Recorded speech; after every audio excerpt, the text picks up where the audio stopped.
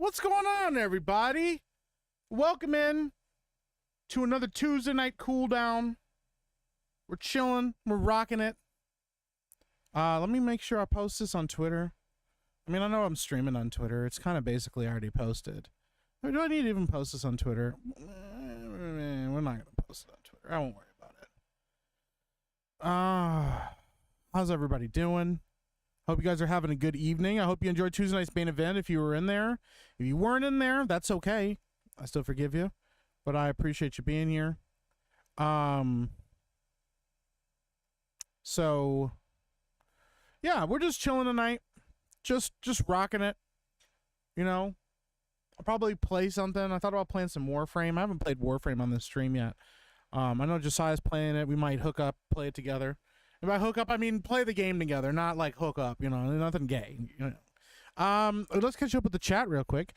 Grego says first with medals. Look at that. You made it, Gregos. What's going on? Suckers, he says. Congratulations, you are the first.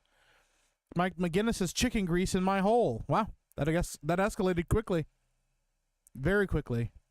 Dang, I was playing Endearing. I could have been first. Well, fortunately you weren't, Jose, but that's okay. You could be like that meme of the guy in third place where he's like biting the metal and like, you know, spraying champagne on everybody and stuff and kissing the model.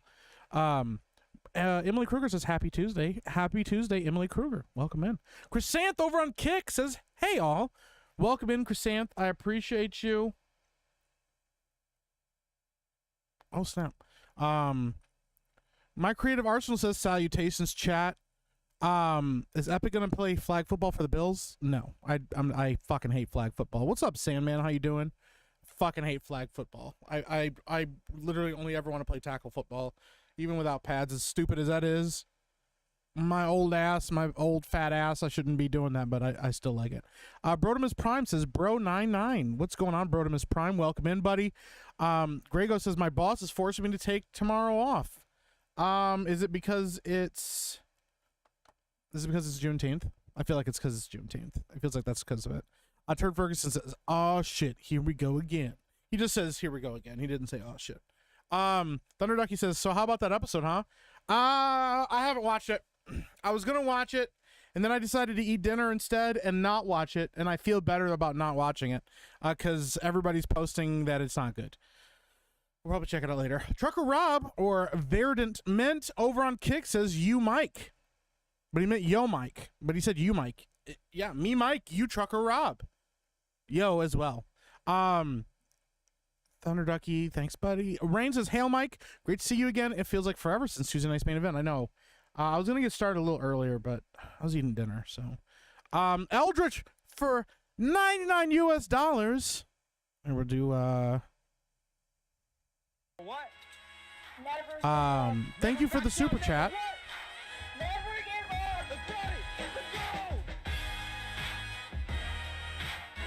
Thank you, Eldritch.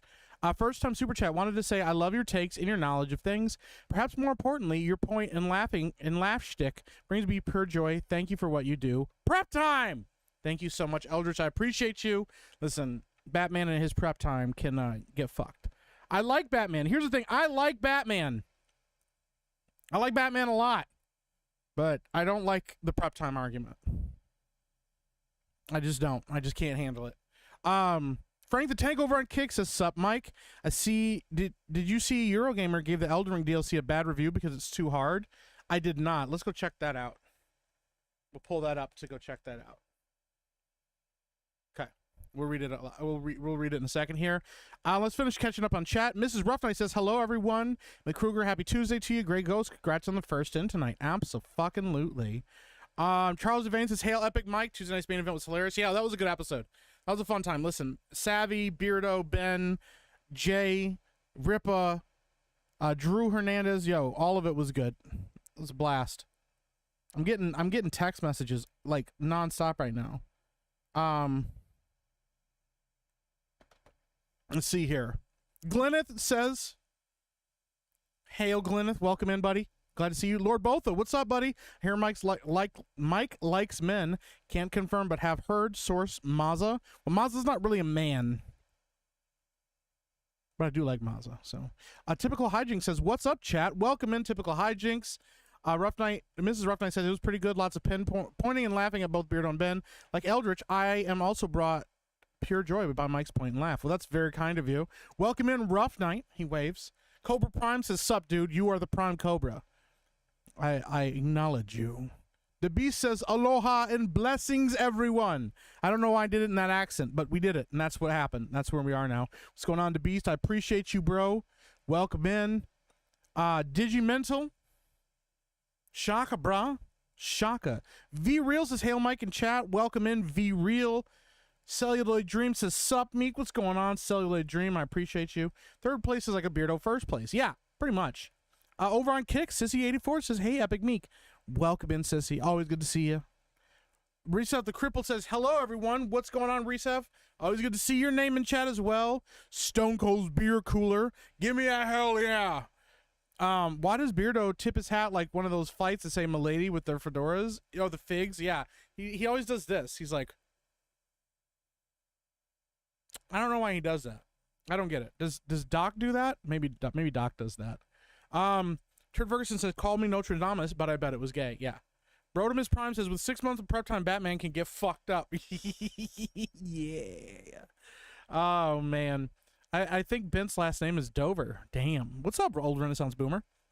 What's up, Thomas Ryan over at Kick? Good to see you, bro. Appreciate you. Yeah, the Batman prep time argument is kind of ridiculous. Maybe we'll talk about that.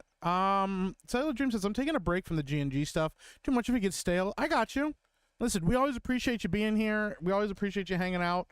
You know, I try to provide you guys with something a little different. I mean, I don't ever want to talk about things that I don't want to talk about. That's one big thing. Like, to me, if I'm not interested in it, if I don't care about it, then talking about it is just going to feel flat and ridiculous and silly, and then nobody wants to deal with it. So, yeah.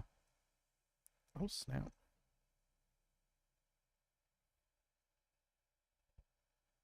Sorry, I'm still getting just like text messages like crazy right now. But yeah, man, so you got to take an argument. Sometimes you got to take a break from stuff. Sometimes you just got to give yourself a break.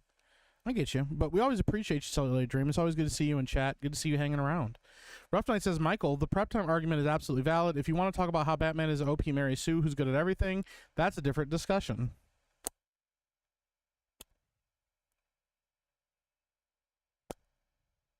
Agree to disagree. Brimstone says, "Hail, Epic Mike. Here's some great content while raiding WoW. Here for some great content while raiding WoW." Well, that sounds good. That sounds like a good time.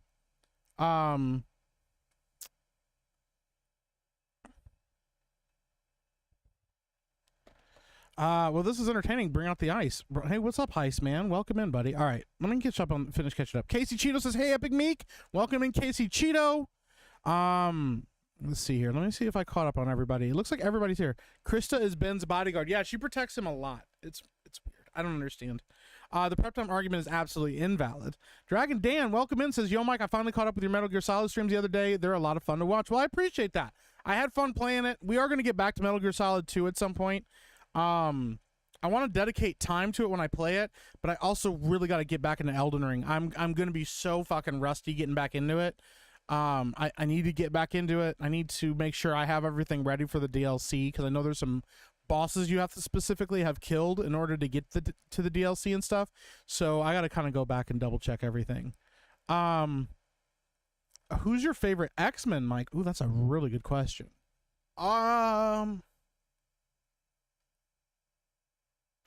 When I was younger, I would have said either Colossus or Wolverine. But honestly, now that I'm older, Storm is probably now my favorite. And I'm talking about like classic Storm, like long-haired, like the white costume Storm. Storm is a badass.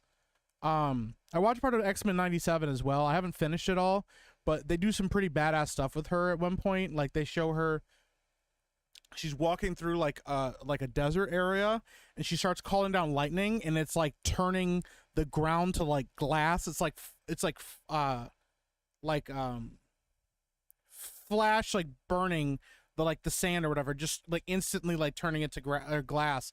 And she picks all that like jagged glass up in like a tornado and like throws it at a dude. Like Yeah, and people forget that Storm is actually an Omega level mutant. She can affect all weathers of all kinds, like including in like other planets and stuff like that. She can like suck all the oxygen out of a room if she wants to. Like Storm is incredibly powerful. So yeah, probably Storm. I think that she's definitely up there. That's like a really good question though. What are you guys' Rough Dice says we're having a huge fight right now, right? What are you guys' favorite X-Men? I want to hear that in chat too. I want to hear what you guys think. Let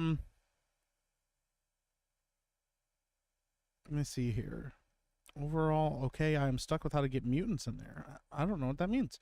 Oh, are you talking about because aren't you running like a MCU stream right now? If you want help with that, I'll talk about it with you. I'm always down to talk about story stuff. Holy fuck says Ben is Chris's gay friend. That is more accurate. Yeah, that's pretty accurate. Rose says, "Hi, Mike." Hello, Rose. Welcome in. If Batman Begins ended with Clark Kent showing up in the Wayne Manor with Rachel, would have made the movie better. But Spider-Man 2 is the best superhero movie. I absolutely fucking agree with that. Batman Begins, is good. It's a very fucking good movie. I don't ever want to discredit that. Yeah, I don't want to discredit Batman Begins. It's one of the best Batman movies ever made. Probably the best Batman movie ever made. As far as accuracy to Batman and who he is as a character. But Spider-Man 2 is the GOAT. It's hard to say that Spider-Man 2 is the greatest superhero movie of all time because there are some other really good ones out there. If you want to just get into superhero films in general, you know, The Dark Knight is definitely up there.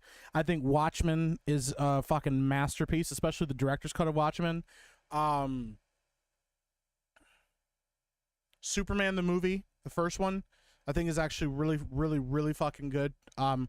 You know, I think that it still holds up even to this day. Superman 2, while really good and I still really like it, has some really weird stuff in it, specifically because Richard Donner, I think, left the production and they brought in a different director to direct the rest of it. And he was like a comedic director, so he added in a bunch of goofy shit and didn't really know much about Superman. But Richard Donner's vision for Superman was pretty rad. So Emily Kruger says Storm is awesome. Yeah, Storm is fucking great. That's fair. Hopefully you end up playing Metal Gear Solid 4 at some point. I will. Everybody's been said that they really want me to play all of them. So I've played the first one. We're playing through the second one. We'll jump right into the third one. You know, and I'll figure out how to get a hold of the fourth one if I can, you know, so I can play it on my computer. So Turd Ferguson says, is Colossus a Nightcrawler to me? Loved Kurt ever since that badass opening in X-Men 2. Yeah, Nightcrawler's fucking rad too. I think Gambit is criminally underrated. Well, Gambit's really popular because of the comic books and the TV show, but I feel like he doesn't get his just due because we've never seen a good Gambit. We've seen an okay Gambit in X-Men Origins Wolverine, but we needed a better Gambit. So going over some photos from Saturday's Blue Angel show. Not that good. It was so flat and gray and cloudy. Not very good light. That sucks, man. I'm sorry to hear that, old Renaissance Boomer. I saw the Blue Angels when I was like, I think I was like 8 or 9. My mom took me to Chicago. And we went to like Navy Pier and hung out the whole day there. And we went to the aquarium and went to the museum and stuff like that. And then we saw the Blue Angels, and that was really rad. Howdy, everyone lurking while playing No Man's Sky. Fun. What's up, General Duality? Queen of Wakanda. That's absolutely right, too. That would have been rad. You see, built-in fucking diversity. How rad would it have been? They bring in, you know, the X-Men and stuff like that, but, like, to me, I don't know. We'll get into that in a second. X-Men and how to bring them into the MCU, but it was a perfect opportunity. You have the Queen of Wakanda in Storm, and you have her with Black Panther. It could have been so fucking rad. Storm a bad bitch, but Gambit's been my favorite. I feel that. Gambit's rad. Wolverine's my favorite. Completely valid option. Gambit. Rogue is fucking rad. Some cup of ice water. Welcome in, buddy. I'm boring. My favorites are Wolverine and Batman. That's not boring. They're rad, dude. Listen, Batman is a great superhero. There's some really great interpretations of who Batman is. I would argue that of all the superheroes out there, Batman has the most unique margins of interpretation. There's a real basic structure for who Batman is, but how to build that out and where to go with that could be really interesting. Is he a dark, brooding monster that just like lives on the verge of insanity constantly and is constantly just driven to enact rage upon everyone around him? Is he a broken, damaged child inside who's desperately trying to save everyone around him? You know, he can be all of those things too, but it's like you do an interpretation of him. Is he a watchful protector, a dark knight? Is he supposed to be a symbol for hope, or a symbol for change, or a symbol for vengeance, you know, within a city that's lost its way to corruption? There's a lot of different ways you can interpret Batman, based on the scale, based on the stories you're telling, things like that. So I do think that that part of it is what makes Batman so versatile and so popular as a character, but I do think that Batman can be a bit overrated. Nightcrawler's pretty dope. Yeah, that's absolutely true. Casey Cheeto says, what's the next game you're going to stream? Well, we're working on Metal Gear Solid 2. We're going to get back to that. I got to get back to Batman at some point. We'll do like a Batman stream. But the next game for sure that is on the docket is going to be Elden Ring, because I want to play the DLC for it. I fucking loved Elden Ring. I loved playing it. It's a great game to stream. So we're going to play Elden Ring. I may just play Elden Ring off stream to get used to the controls again, and then we'll play just the DLC when it comes out on Friday. So we might do like a Metal Gear Solid stream tomorrow and maybe one on Thursday or something. We'll kind of move it around, you know? But yeah, next game for sure is going to be Elden Ring. That is absolutely going to be a thing that happens. So I'm sorry I call everyone dude. Oh, you're fine, dude. That's fine. You're fine, dude. Dude, it's okay, dude. I think Beast is pretty awesome. Dude, Kurt. Not Kurt. I don't remember his name now. But yes, Beast is great. I loved Beast as a kid. Sweet, smart, sweet, built like a brick shithouse, hairy man. Are you describing Beast? Describing somebody else.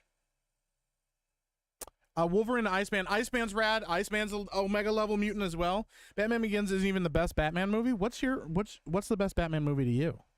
Nightcrawler gets his flowers. Nightcrawler's pretty great. Christian Bale was way overrated as Batman. Yeah. I like him. I like his portrayal for what it is. But it's the most grounded portrayal of Batman. So V for Vendetta is incredible. V for Vendetta is fucking great. I very much agree with that. V for Vendetta is fucking rad. I've always been of the option that dude is a gender neutral. Rough Night even says it to me to get my attention sometimes. Yo, dude, what are you doing? Thanks for listening to my take. My dude, absolutely. I love hearing you guys' takes. What's up, Unseen Dimensions? Welcome in. Glad you're here. Batman Begins has always been my favorite movie since my childhood. I respect that. I respect that a lot, man. Man, I love No Man's Sky. Wasted countless days on that game. I played No Man's Sky a lot in 2020 and 2021. I loved it for when I was playing it then. It'd be a lot of fun to get back into, but it requires so much. I have to remember everything that I had and where I was at and everything. And I would say it's a steep learning curve, but there's definitely a learning curve if you've been away from it for a long time. So, Casey, I got the same but reverse because I got long hair. Might actually cut it, not because I give a shit, just a lot of hassle. Yeah, dude, long hair is a lot. Rough Night says, oh, there we go. Squirrel Girl. We threw it out there. She's a Great Lakes Avenger. That's true. A team that was previously known as the Great Lakes X-Men. 90s Gambit, Beast, Cable. There's a lot of good ones. Yeah, Squirrel Girl. That's wild, man. She beat Thanos. She's got to win over Thanos. The Arkham Batman is the Batman, says Colesia. That is true. Arkham Batman, the Arkham series Batman is the best Batman we've ever got, period. Because he's a perfect amalgamation of all the Batman that we know about, like versus like George Clooney's Batman or whatever. But he's kind of a continuation of the animated series Batman in a way. But he draws from like Frank Miller's Batman. He draws from movie Batman. He draws from a lot of different characters and stuff like that to kind of become this quintessential peak Batman character. And I really like that. And we explore a lot of ideas and a lot of themes with him as Batman. So I kind of dig that. So Batman isn't even a superhero. He's just a hero. Technically, according to Amanda Waller, Batman is classified as a metahuman. Which I think is stupid because the point is that Batman is just a regular person, and that's a huge part about it, is that he's just a regular person. him being a regular person is what makes him interesting as a character and as a hero, because he could die, because he's vulnerable, because he's just pushing himself as hard as he possibly can compared to other people. But at the same time, he's so overpowered sometimes with certain things that, yeah, Amanda Waller was like, it's impossible for him to exist as he does and not be classified as like a low-level meta-human. It's kind of what, like, with like Captain America. If Captain America, while yes is only human, but he's a peak of human evolutionary potential, like he's the perfect human, whatever, genetically, that kind of classifies him as a meta-human. He's not quite normal human because nobody could ever achieve that, so he's beyond what a regular human could ever achieve. Iceman is also awesome, only Omega level on the OG team. Yeah, and they try to make him gay. It was weird. He's amazing because he's normally a guy who doesn't have any special powers, just a genius and a lot of money. That's true. We haven't had an accurate version of Batman for movies, in my opinion. Video games, however, the Arkham series nailed Batman, but not Bruce Wayne. I mean, that's fair. Yeah, we don't really spend a lot of time as Bruce in the Arkham series, but I like that they kind of address that he gets a chance to finally just be Batman. He doesn't have to go back and deal with Bruce Wayne. He's like, fuck it, I don't have to deal with this now. Like, let's just fully embrace Batman because of everything that's going on. And the story really lends itself to why he's not going back to Bruce Wayne. And I like that the real ticker for him is being reminded of who he is and being reminded of Bruce Wayne and not liking that reminder, but having to deal with it anyways. I've got a couple possible shows coming up for the Angels and Thunderbirds. Best so far was the Blue Angels last year, Yellowstone International Air Show, sunny and beautiful clouds. That's rad, dude. I like that. You do cut your hair. Can I have it? Mine fell out. Sure. But no, I won't give you my hair. I'm sorry. If I ever cut my hair, it's going to be a whole big thing. It's got to be a whole big thing. We got to do a huge thing about it.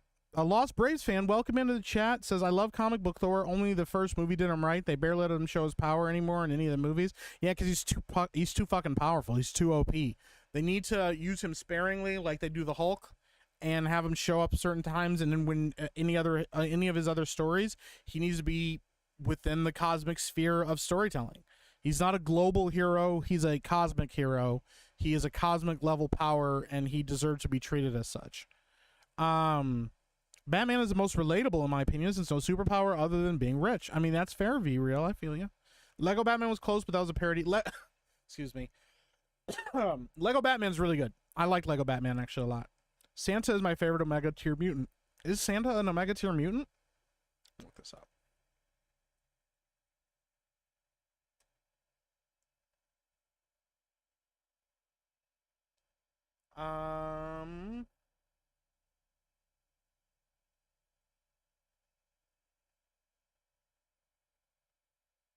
Yeah.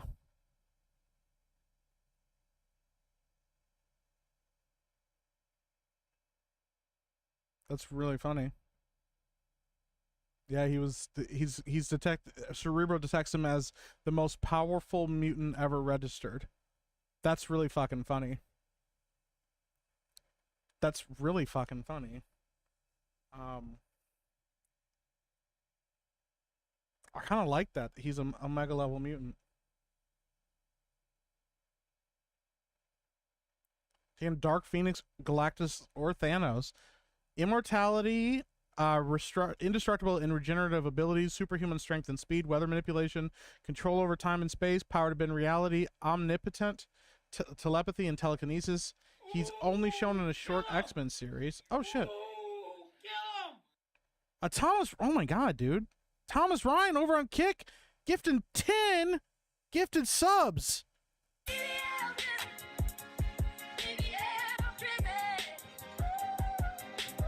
Thank you, Thomas Ryan. Holy shit, bro. 10 gifted subs to Ahmed Diddy the third, Darian Murphy, Emmanuel R. Nagradal, Brad E. Zone, R.D. Hernandez, Keenan, Bill 1313, Canman 1984, and Obi-Wan Kenobi. Holy shit, Thomas Ryan. Thank you so much, bro. I appreciate you.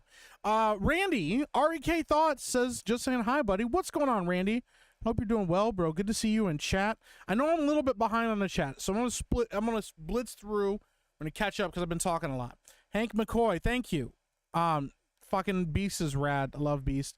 Give me the rights to Cable and Bishop, and I will write the best comics since Isom. Dude, Cable and Bishop are fucking rad. What's up, Craig Morning? Plus he's Frazier. That's true. Mike, did you see that Joe Hendry debuted in NXT? I did not see that. I gotta catch up on wrestling. I'm a little bit behind right now. Best Batman is Val Kilmer. Val Kilmer is actually a criminally underrated Batman. Okay? Yes, it's a little goofy, but Val Kilmer was committed to that role, bro. Kitty Pryde is underrated. She is underrated. I feel that. Charles Devane says Magneto, Wolverine, and Storm. Very fucking good. I love Magneto. Love Wolverine. I like almost all the X-Men. Like all the OG team of X-Men. I wouldn't say like there's a lot of deep cuts, but like fucking Bishop is great. Cable's also really fucking rad. I have moments in every Batman adaptation, to be honest. Yeah. My favorite Batman is Adam West. I respect it. And I know people that really fucking like Adam West Batman, that he's their quintessential Batman. Batfleck is the best live-action Batman. Batfleck is my favorite live-action version of Batman. I know he's basically crafted after Frank Miller's The Dark Knight. I really liked his Batman, though. I liked different interpretations of him. I think in Justice League, I will say one of the things that I liked in Justice League, specifically Joss Whedon's Justice League, which was a fucking travesty, one of the first movies I ever almost walked out of, War Wizard, thank you for the subscription, that the save one speech that he gives to Flash, where he tells him, like, you save one person, you'll get it. You'll understand why we do this. I thought that was kind of a cool speech. Steel Leg of History says, Epic Mike, hello, how are you doing tonight? Be blessed. I love Elden Ring. I had to do a fresh start since my main is on my Xbox, and I love the fresh start. Well, I'm glad to hear it, buddy. Hope you're doing well. I hope your YouTube channel is growing and doing well as well. I appreciate you. Be blessed. Charles Devane says, the dude playing a dude disguised as another dude. Yeah. Craig Morning says, my wife is from Cali, and she always tries to call me dude. I can't allow a woman to call me dude. That's just the rules. I mean, listen, if those are your rules, you gotta stick to your rules, bro. I like Bruce Wayne and Batman Begins more than Batman. I mean, that's fair. Yeah. I absolutely get that. Dengar Renegade says, what's up? What's up, Dengar? Welcome in. I love Rogue, a Southern Belle bombshell that knows what love is, but physically can't touch is incredibly tragic. Yeah, Rogue is a rad fucking character. And the fact that she got her powers from Captain Marvel because she was like, yo, I'm just going to take this bitch's powers is pretty rad. I loved it on release. They add so much to the game, and this is the new expedition. And the new expedition took it all out. For what? Are we talking about the Arkham games? Magneto and Charles, Gambit, and Nightcrawler, of course. Yeah, my favorite Batman movie is The Dark Schlong Rises. Hey, listen, Ahmed Diddy, you got to do what you got to do, man. Listen, The Dark Dong Rises, or The Dark Schlong Rises. I respect it. The Dark Dong Rises could be the sequel. Batman Begins vs. Spider-Man 2 is almost as retarded as Beardo doing a no-death Metal Gear Solid run. Damn, Gun Home Mac, that's wild. BJ says, I wasn't late, I was here the whole time. I believe you. I believe you. I get it. I like the Burton Batman the best, but the animated series is the best Batman on screen. Yeah, Batman, the animated series is the best media Batman there is, because he also influenced the Arkham series and stuff like that. I love the animated series Batman. I think it's fucking great as far as like the entire story of that. They retooled Mr. Freeze and made him a fucking rad character. They make Two-Face so good, and all of those characters are basically based on the Arkham series, which I think is great. Speaking of Great Lakes, I am here in St. Clair Shores eating Jet's Pizza as we speak. That is what's up. That is the most Midwestern thing ever. Charles Devane says, I agree with Jay. Some Cup of Ice Water says, I like Batman more in The Dark Knight Rises than I do in both Begins and Night. Interesting. I don't often hear that. That's really interesting. Sorry, but Adam West was the best, and the scene from his movie where he carried that bomb was about to explode for 10 minutes trying to find a place to throw it in the water. That scene was very fucking funny. It was pretty great.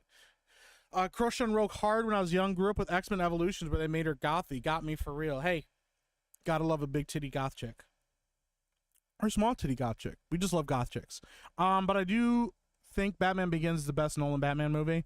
I think it's the best Batman movie. I think Dark Knight Rises is a better movie overall with the themes and the storylines and stuff like that, but it's not a great Batman movie. It's a interesting adaptation of those characters. My question is, how thick does the material have to be to prevent Rogue's absorption powers? Because I could just spray that burn treatment shit on to coat my arms and clap them cheeks. I don't know that she draws it from... Let me see here.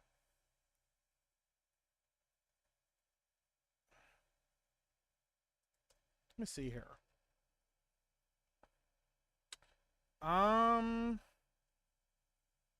We would be honored if you would join us. Digimental, thanks for the subscription, bro. Trying to look up this power here. So she can't touch certain characters because if she touches them, she'll get overloaded, which is interesting. Mojo, Mephisto, Silver Surfer, and Leech have all given her problems. Wonder Man couldn't be absorbed. Interesting. I mean, maybe you could just... I mean, if the fact that she can wear gloves and not mess with people, you know, but I don't know if that means if she really grabs somebody and tried to hold on to him with gloves for a long time, that would affect him. I don't know how that works. I'd have to check that out. I'd have to look more into that. So it's a good thing they didn't kill such an iconic character in a shitty live service hero shooter, right? Yeah, I'm glad that never happened. That would have been awful.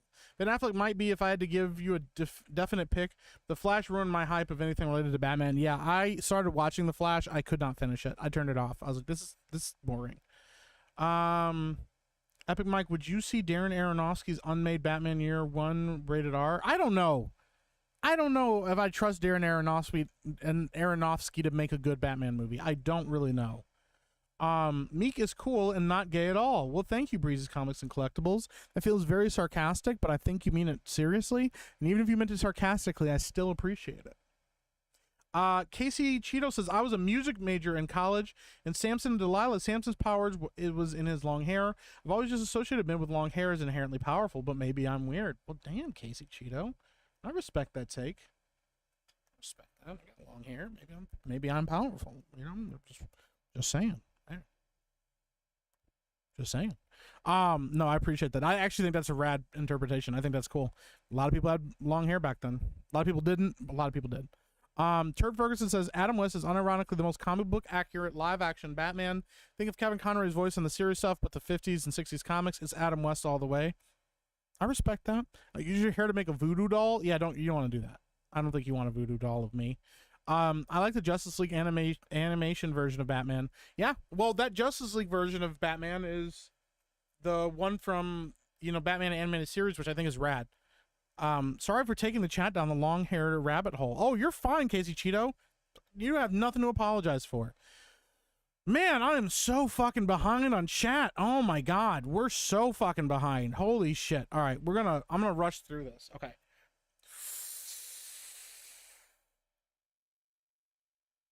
Some Cup of Ice Water says, I think Adam West is 5 for Batman. It's the most baseline of what you wanted to do. Follow on any of those interpretations is West. Interesting. Punisher is the most relatable in my opinion. No superpowers and not rich. I know a lot of people that really like the Punisher. That makes sense. Craig Morning says Santa is a fey creature, not mutant. In the 616 timeline, he is a mutant.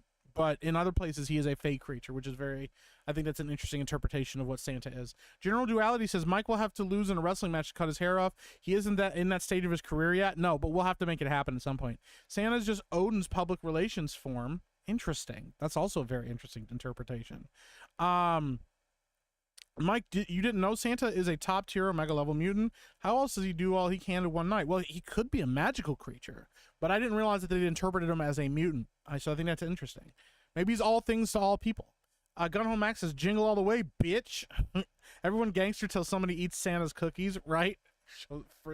Freezes time and fucks up the X-Men. He showed up in the comics before too, Santa, I mean. Yeah, I mean, he shows up. I know he's shown up in DC. I don't know what he's classified as in DC Comics. I wonder is he... In Marvel, he's a mutant. But I don't know if he is... So he's their version of Thor, in a way. Saint Nick, or Santa Claus, is like basically DC Comics version of Thor. According to this. Interesting. So he's magical in the DC universe, which to me makes the most sense for Santa Claus. See, what's up, Breezy and Craig? If you watch the deleted scene of Batman Forever, that would have been an incredible Batman. Yes, and I know Joel Schumacher has gone on record as saying he really was bummed out for what he did for Batman and wanted to do a more serious take. And if he could go back and recut Batman Forever, he would. He wanted the more serious take on it. Better than Clooney in the suit nips. That's very true. The suit nips were fucking awful. What's up, Charlie Nuclear? Drops in the chat. Drop some nukes in the chat. I appreciate that. The adaptation of Bruce Wayne is horrendous. My first Batman experience was Michael Keaton, so he's the best and original for me. Michael Keaton did a fucking bang up job. He's a very good Bruce Wayne. He's a good Batman too. Michael Keaton's Batman was ruined because of the Flash. I mean, that's fair. I grew up on repeats of Adam West Batman. Hot take, I don't like Nolan Batman movies that much because it feels like what someone would do if they're trying to act like Batman. Loses a lot of the mythos in Rogue's Gallery aren't possible. I mean, that's fair. It's a grounded take on him. It's an interesting interpretation of what Batman is, but they're not great Batman adaptations. They're just great movies in general. Adam West running with the bomb is so classic. Yes, it is. Ephil Niku Fesson? I don't know how to pronounce that. That's my bad. Scanning in. Hail Meek. What's going on? Welcome in. Rough Knight says number 1 Kevin Conroy, 2 Peter Weller, 3 Ben Affleck, 4 Michael Keaton, 5 Val Kilmer.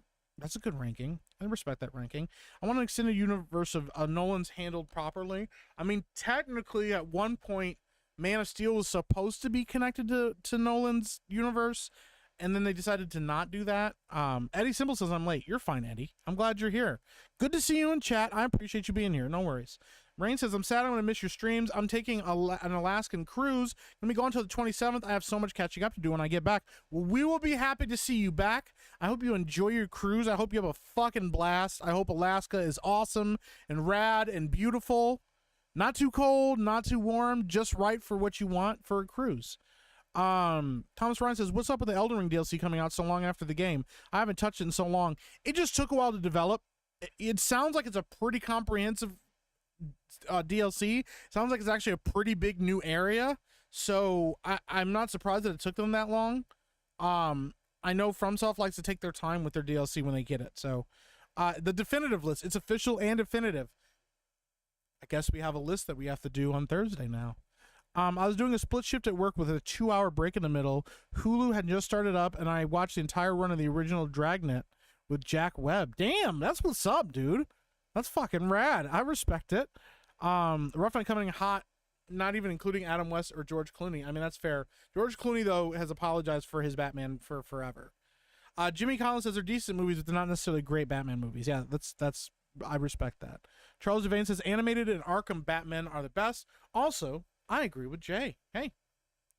Some Cup of Water says 1 Ben Affleck, 2 Keaton, 3 animated, 4 Bale, 5 West. Interesting. Lucky says, it's my boy Epic Mike. What up, brother? What's going on, Lucky? Listen, we're having a good time. We're hanging out. We're talking Batman and superheroes. I was supposed to talk to Josiah about playing Warframe, but we've been talking for this whole fucking time, and I forgot to get back to him. What's the best Joker adaptation, Mike? The best Joker, hands down, without question, is Mark Hamill's Joker. It is Mark Hamill's Joker from the Batman Animated series, because I know that it's a similar Joker in the Arkham series. That Joker is really good, but that Joker is not nearly as good as Mark Hamill's Joker. Mark Hamill's Joker blends the line between goofy clown with all the goofy like get-ups and makeups and stuff like that, and the psychopathic killer that we know and expect from Joker. He walks that line of unpredictability really fucking well. And I like that his take on that Joker is that he's crazy, yes, and he's an agent of chaos, but he also he is smart. He's smart, he's ruthless, he's driven, he does have motivations. But he's also not. I think sometimes people push too hard into the chaos with Joker, and then he becomes a character that, yes, is unpredictable, but almost too unpredictable. I like a Joker that, I think a Joker that has motivations and has desires, but like, you know, you'll watch an episode of Batman and he's like, I wanted to fucking kill Batman, and that's what he does. Like, that's his whole goal. And then he gets to the end of the episode, and he's like, I don't want to fucking kill you. I don't know. It's fun. Like, we do this for fun. It was fun. I was bored or whatever. And then Batman beats the shit out of him. But then some episodes, like, you know, like some episodes, he's like, I don't know, I just want like a fucking cheeseburger. But he like goes about it by like burning half the city down because he wants a fucking cheeseburger. Like, I like that, but I also like that, I don't know, it felt like there was a consistency to the character as well. Cesar Romero was the best Joker, hands down. That's Such a wild take, man. He didn't even shave his mustache, bro. Rough Night says Adam West is fun, and I'll always have a soft spot for him in a show, especially for Julie Newmar, who is #1 cat. Yeah, Julie Newmar was fucking hot as Catwoman. None of the others would exist without West. Sad because of how much those creators shit on him. Yeah, and they definitely should not shit on him at all. Heath and animated. Heath is a really good. Heath Ledger's performance as the Joker in The Dark Knight, to me, in my personal opinion, is maybe bar none the greatest acting performance that has ever existed in cinema. I think it is extremely iconic. It was extremely well done, and it's rare to ever see an actor disappear into a role as well as he did. And I know a lot of people think that he's hyped up because he died. I don't think that that's the case. I think him dying got him the notice that I think a lot of people would have ignored normally because he was playing a comic book character. I think that that's what drew people's eyes to it. When people saw that, they went, holy shit, this is really fucking amazing. This is incredible. That's my personal opinion. Glenn says, my problem with the Nolan movies is that they are too grounded in reality. Batman exists in a world with Superman. Nolan's version has no room for characters like that. Joker didn't even have white skin. I mean, that's fair. Long hair is representative of power / vitality in classical literature. Well, we're going old school with it. You know, we're living. Rush, Micro Machine Eric. I'm trying to go, bro. Hello from 10 minutes in the future when you get to this chat. Fuck, it is 10. I'm taking so fucking long. Did you go to high school, Josiah and Ben? I did not. Nope. We went to very different schools. We lived pretty far apart from each other for a while. And yeah, we only met about 9 years ago. Yeah, about 9 years ago. But we've been friends since then. And me and Ben have actually been friends for like 7 years. So I didn't meet Ben right away. Turd is in the future. Turd is in the past. Yeah, Schrodinger's turd. Turd is takeover. Time Turtle says, George Tiki says, yo, what's going on, George Tiki? Dizzy Willow says, yo, yo, yo, what's going on, Dizzy Willow? Jay Struggle Bus says, yo, yo, yo, what's going on, Jay Struggle Bus? Astral Chain says, what's up? What's up, Astral Chain? Welcome in. Guess the guy wears a mask to look like other people, but yes, it doesn't work. Santa whooped Lobo's ass easy in canon, so he's pretty brolic in DC. Yeah, that's pretty powerful, bro. I think he's like more like 20 minutes in the past. Probably is. I'd rather say they take their time making something and make it well than push it out and be like a Bethesda release. Yeah, I don't want them to push things out. I want I want development teams to take their time. I want good quality fucking video games that weren't rushed out the door. I think there's a balance between how long you want to take to perfect a game and then you running through like 16 different engines like Bethesda was doing and going, I want to get a good game out that's quality at a decent time, but I need like another 6 months to get everything finished versus releasing a broken game and then fixing it later. Oh, Hypnotic in chat. What's going on, Hypnotic? Welcome in, buddy. Appreciate you. Epic Mike says, we're talking comics. Did you ever check out X-Men 2099? I have not. I will have to check that out. I want a third Michael Keaton Batman movie too and a crossover with Nicolas Cage Superman. That would be kind of wild, bro. That would be pretty wild. Those two together as Batman and Superman, that would be wild. Jimmy Collins says, all the Elden Ring streams kicking up are making me want to play again. You should. I fucking love Elden Ring. I think Keaton was the best at being Bruce and Batman. Others either nailed one or the other, but Keaton could do both. Keaton did do a good job at both, and I think they did a good balance of showing both. We don't get a great balance of both in the Nolan movies. I know he spends a lot of time as Bruce Wayne, but he spends a lot of time as Bruce Wayne and not in the public eye. We see Keaton's Bruce Wayne in the public eye. We see him in private with Alfred, but we also see them with other people and how he has to act. Yeah. And he has a great fucking introduction. So you can't hail Hypnotic until Epic Mike does. You're absolutely welcome to. Force Geek says, hey Mike, it's awesome what y'all are doing with Epicverse. Wishing y'all the best. I'm an aspiring screenwriter. Would there ever be a way to submit screenplays or anything like that? There will be in the future. I don't know exactly how we're going to work that out. I have to be really careful because as a studio, you know, I can't just accept screenplays and then read them. Typically, it's a very weird, murky ground because if I read your screenplay, you know, then, you know, and I already have an idea that's similarly developed. I'm not saying you would do this, but it's in general, then I have to worry about, okay, fuck, I now read the script and now that looked like an idea we already had and stuff like that. That's why sometimes you can write like spec scripts where you take like a previously established movie, and then you write your own version of it, or you write adjustments to it or changes to it to prove that you kind of have an eye for stuff like that. There's got to be a way to do it. It'll have to be something that me, Chaz, and Josiah really talk about. We have some writers already that want to work with us that we talked to early on, but at the same time, we want to make sure that everybody's ideas are getting heard and looked at, fairly, and then also making sure that everybody gets a fair shake at getting to write something. So the Flash ruined that idea, though. Yes, the Flash ruined a lot of things. Heath Ledger was a great Joker. He did a fucking great job. You can always DM Mike on X about scripts. You can always DM me. Just do not send me scripts. You can always talk to me about it, and I'll see what I can work out with you. Sorry I got distracted by kiddos. Sup, y'all? You're all good, Dirty Jersey. I'm still fucking catching up on chat. We're getting closer, though. I can see it. No, Michelle is Catwoman. Michelle's a good Catwoman, but Julie Newmar is amazing. Frank Gorshin will also be a great Riddler. Frank Gorshin was a great Riddler. He's probably the best Riddler we've ever gotten. Jim Carrey did a good job, but not nearly as good. I think the Joker needs to be a little campy. Casey Cheeto says, I agree with Heath Ledger Joker being the best acting performance. He's just a method actor. Yeah, he's amazing. I'm here. What's up, the bear thing? I'm here. I'm working, so I can't chat. I'll be lurking. That all rhymed. That was pretty impressive. Brodemus Prime says they met at a gay bar. Yeah, me and Josiah met at a gay bar. That's why we're best friends. Being a Native American, it's difficult to explain what your hair carries. You'll have to explain that to me. I would like to hear more about that. I try to have an actual conversation, but I'm at work and keep getting pulled away, so I'll just drop a troll here and there. Hey, you're welcome, Brodemus Prime. Bro, you're welcome to do that. That's cool. I appreciate you interacting. I like people just chilling and talking to each other. I've never played Elden Ring. If you like Souls games, it's worth it. Whose birthday is it, Dirty Jersey?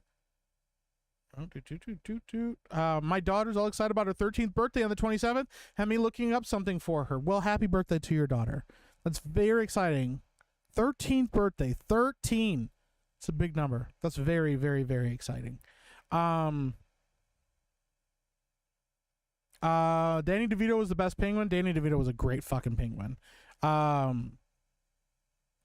like how Bruce in '89 is a bit of a loner, having a hard time being the suave playboy, hosting a party like one would, but doesn't want to socialize, so he just sits in random parts of the mansion. Yeah, I dig that too. AMW Fishing, welcome in. Says, I feel so bad for Theory Man. I just watched a man's soul get crushed after that Acolyte episode. Did he really? I didn't see all of it. We were watching part of it. We stream sniped him a little bit, and he looked fucking miserable. And I was like, oh my gosh, bro. James Hurley asks, Epic Mike, what's your favorite Dungeons and Dragons race? Mine is the Drow. Listen, I'm a bit of a sorry, I'm responding to Josiah.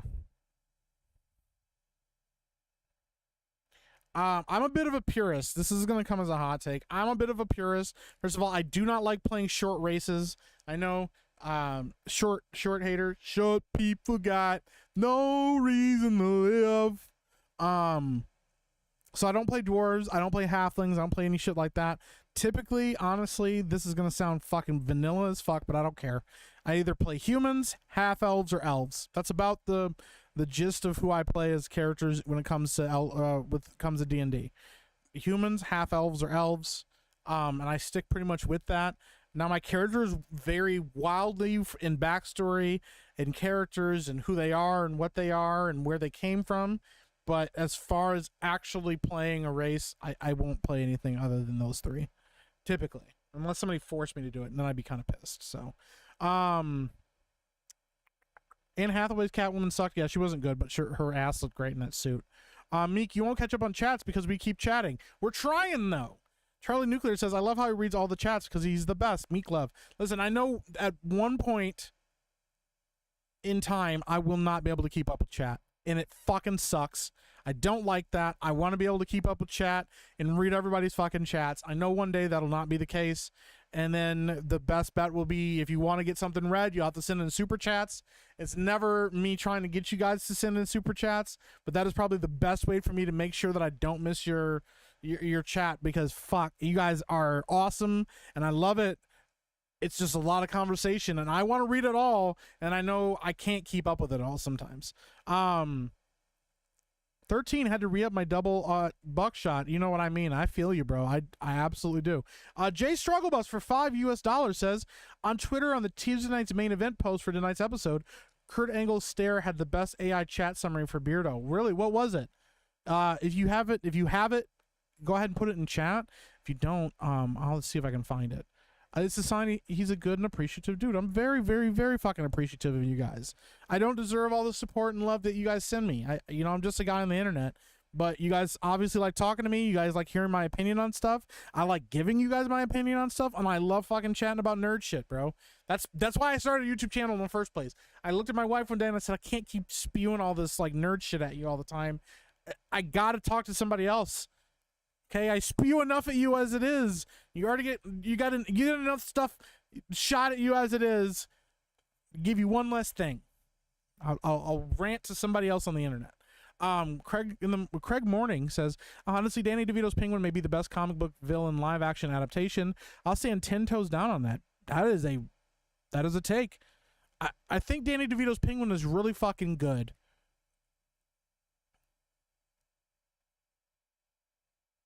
I think he didn't get I don't think he got as much screen presence as he probably deserved.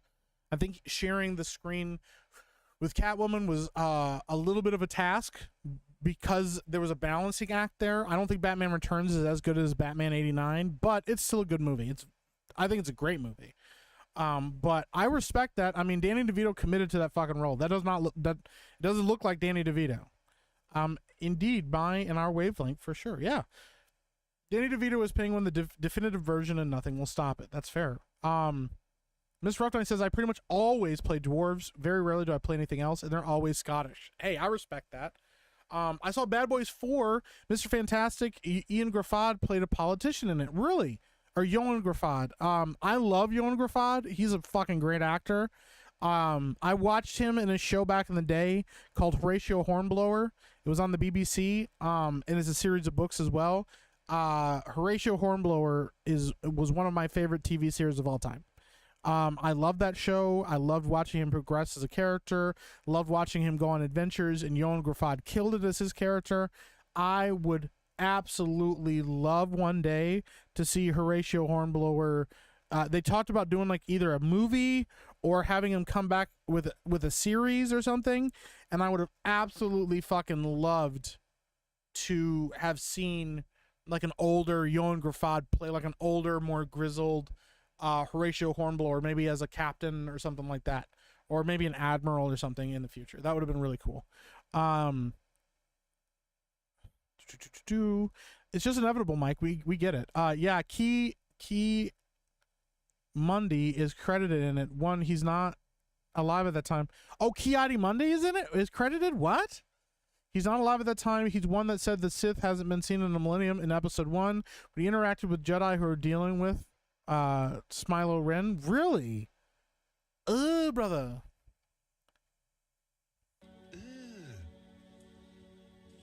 Brother, what's that? What's that, brother? Yeah, no. Fuck no. I like Kiadi Money as much as the next, but fuck that. Pick of it on Twitter. Okay, let me see if I can find it. I got a couple things pulled up here I got to check out, so. Oh my god, dude. Fucking damn.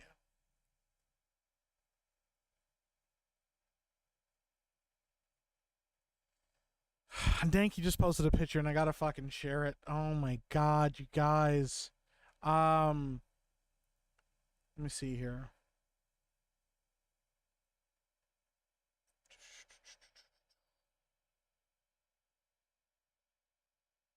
Hold on, let me see if I can find it. Oh my god, they do have key. Oh my god. Oh my god, dude. I'm just seeing shit about the Acolyte now on fucking.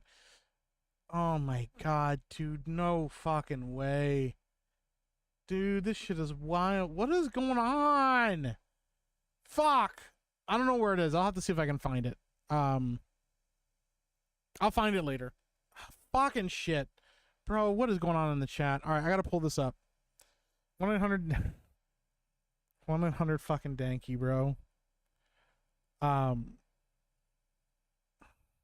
pull this up. Fucking shit, Danky. Ah! Yeah, fucking Danky made a Kiati Beardo. Fear the birth Yeardo. Bro, what is that? That's so fucking bad, bro. What is Danky doing out here, man? Oh my god, bro. That's so fucking good, but I fucking hate it at the same time. I gotta save that because I'm probably gonna use it. I kind of want to use it as a thumbnail one day, just to get fucking Beardo back for shit. That's wild, dude. It's all good, Mike. Love you. Even if chat made XQC's chat look like a library. Hey, yeah. Epic Mike, you're not just a guy, you're fam. Well, thank you. I appreciate that. At one point in time, AI chat summary said Savvy is a dog. Oh no. That's wild, dude. I spew on you enough as it is. Bonk. Yeah. It's pretty bad. Irish Jedi 66, what's going on, everybody? Sissy 84 says good night, everyone. Good night, Sissy. I appreciate you. If I missed you and you already went to bed, I hope that you catch this later in the stream and hear that I wish you a good night. Old Renaissance Boomer says I had some hope for Disney Star Wars after seeing some of the behind the scenes stuff for The Mandalorian. What Filoni said at the time seemed like he really understood Lucas' story. Yeah, man, he talked a good game, but he was a fucking liar, bro. In D&D, I always choose the most contradictory and useless characters possible. Yes, I'm usually a bard. How'd you know? That's really fucking funny. Bards are actually incredibly dangerous if you know how to do them correctly, but they're also a good, like, chill character if you want to.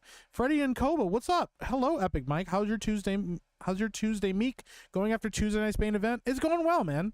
I'm chilling. I'm hanging out. We're talking. I was supposed to maybe play Warframe with Josiah, but we've been talking, and that's not a complaint. I like talking to you guys a lot, so just get fucking distracted, and I don't realize how much I need to fucking talk.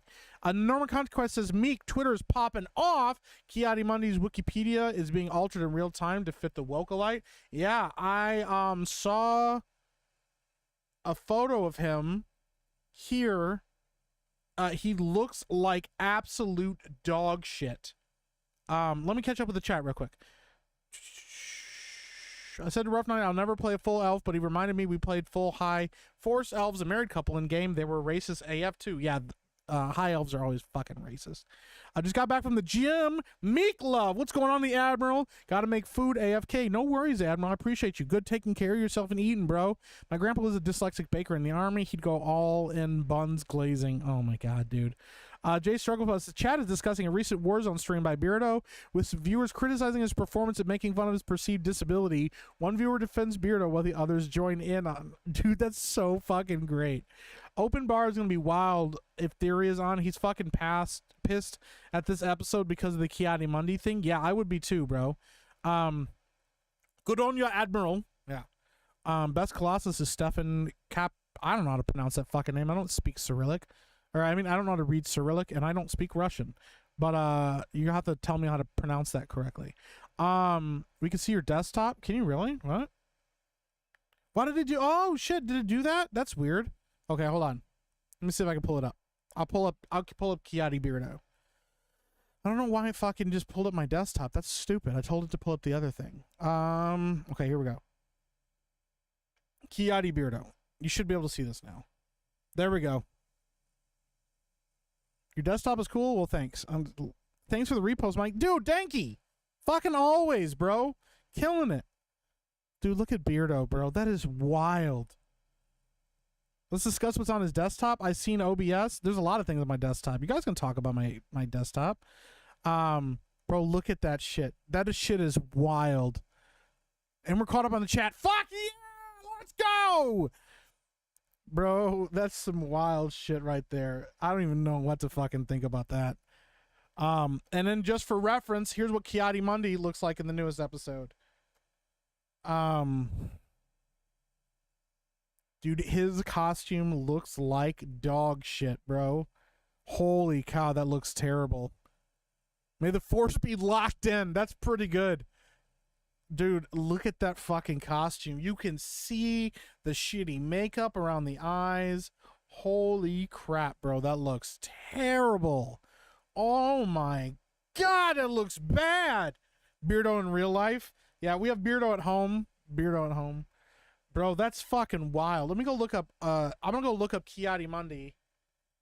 From the original Star Wars. You guys are gonna be fucking shocked your minds are gonna be fucking blown. I mean, you guys already know this. Like, you guys aren't gonna be like surprised by what he looks like, but we got to talk about what he looks like with the Look at this. Look at the fucking comparisons here. Look at what he fucking looks like in George Lucas's Star Wars. Look at this. I'll make Jay Kit Fisto. Oh, dude, Danky, can you make Jay Kit Fisto? Holy shit, bro.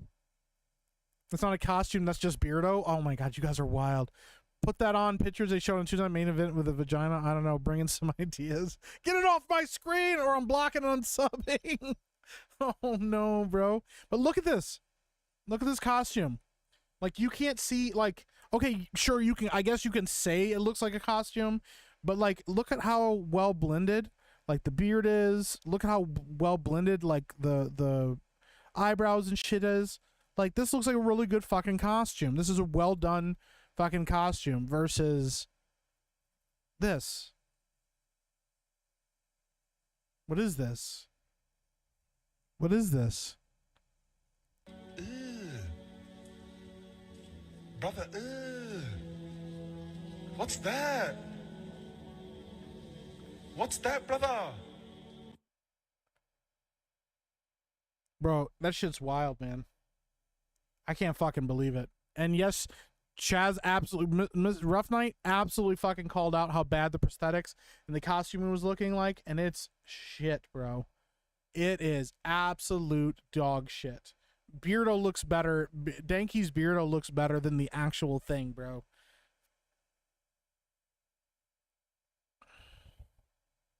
It looks like he's wearing a penis hat. Yeah, dude. The Acolyte version looks horrible. It looks terrible. He's a fucking sperm in this time frame, not an old man too, right? Disney's Star Wars prosthetics are a sorry excuse for professional FX work. Yeah, 100%. Cinema makeup is not easy. It's definitely a learned skill. Yeah, well, they definitely didn't learn it. That shit looks like the ball sack of a 90-year-old. Holy shit, bro. They're changing wiki lore as we speak. Really? That's fucked up, bro. 180 million, money laundering, or a ridiculous level of corporate embezzlement. It's got to be one or the other. Dwayne's son says, dickhead, freaking autocorrect fail. I knew what you meant, bro. It looks like one day scratch build Jacob makeup job. Maybe it was. It was a last minute thing. There's like, let's throw in Kiadi Mundi here. Is a face hugger going to hatch from that dome? Probably, bro. It's just like pop open at the top. That shit's wild, bro. Let me see if I can find some more stuff from this. Like I said, I have not watched the Acolyte yet. Is he or they? Oh, here's the part where they put the pronouns. What's that? That's puzzle. Is he or they? With us? What's that? Yeah, because I got to put that in there.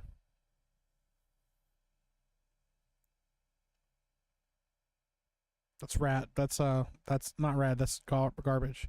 Oh, bring up the comparison photo with Darth Maul. Show the people. Yeah. Let me pull up. Let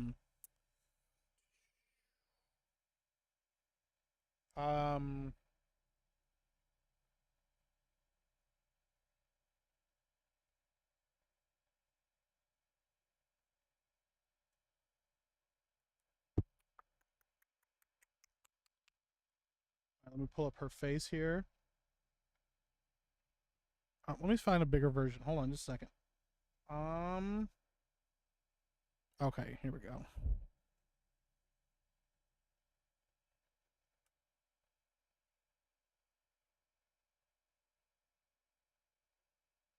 Let's see if I can actually find like a good fucking version of her picture. Here we go. All right.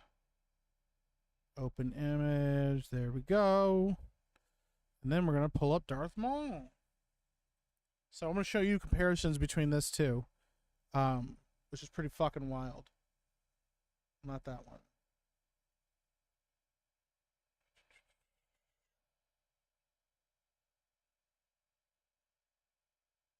Just let your soul glow. Just let it shine through. Just let your soul glow, baby. Feeling oh so silky smooth. So this is a comparison. Rough Night wanted me to bring this up and look at this too. So this is a comparison between Darth Maul So this is Darth Maul, Iridonian. What he looks like. He's got the horns. See his face. All that shit. Fucked up teeth. Sith.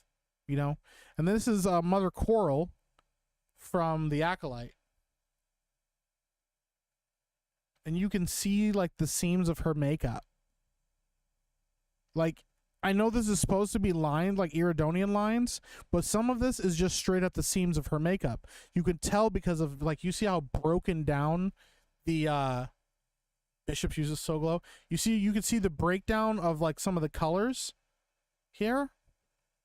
So like here, you might not notice it down here as much because you would assume that this is just part of her markings as an Iridonian. But then when you get into stuff like this, like her chin, you can see that that's fake. You can see the lines. $180 million, yeah. Yep. But you can see where, like, they just, like, take this and peel this off at the end. You can see how it goes up under her wig. Yeah, it's really bad. And then you look at, like, Darth Maul. Yep. Fucking wild, man. It's a different world. Different quality level than what we're working with. Color discrepancies in the seams. Oh, dear Jesus, the seams. Yeah, it's bad. Yeah, it's really fucking bad. It's embarrassing. It's embarrassing. I would be fucking embarrassed to be a makeup person and have to deal with that. That shit is crazy. By the way, I don't know if you heard the news. We're going to talk about this a little bit for just a second because we all knew that nothing that exists will be left alone at this point. It was just announced a Spaceballs sequel is in development at Amazon MGM Studios. Josh Gad is attached to star as well as produce alongside Mel Brooks. If I remember correctly, Mel Brooks is like 100 years old or some shit. He uses his never mind. I was gonna say something very racist that's probably gonna get me in trouble. Mel Brooks is 97 years old. I'm sorry, but there ain't no 97-year-old man out here doing any kind of actual producing at any point. He's 97 years old. At this point, he's probably like, why am I still alive? How have I made it this long? I don't understand what's going on.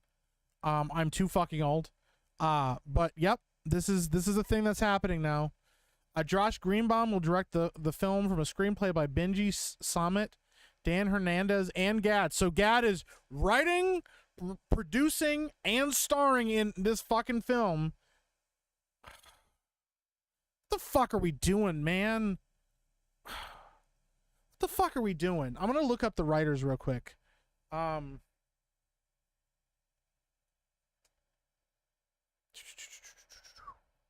gonna look up Benji Samit. Okay, he's 39 years old.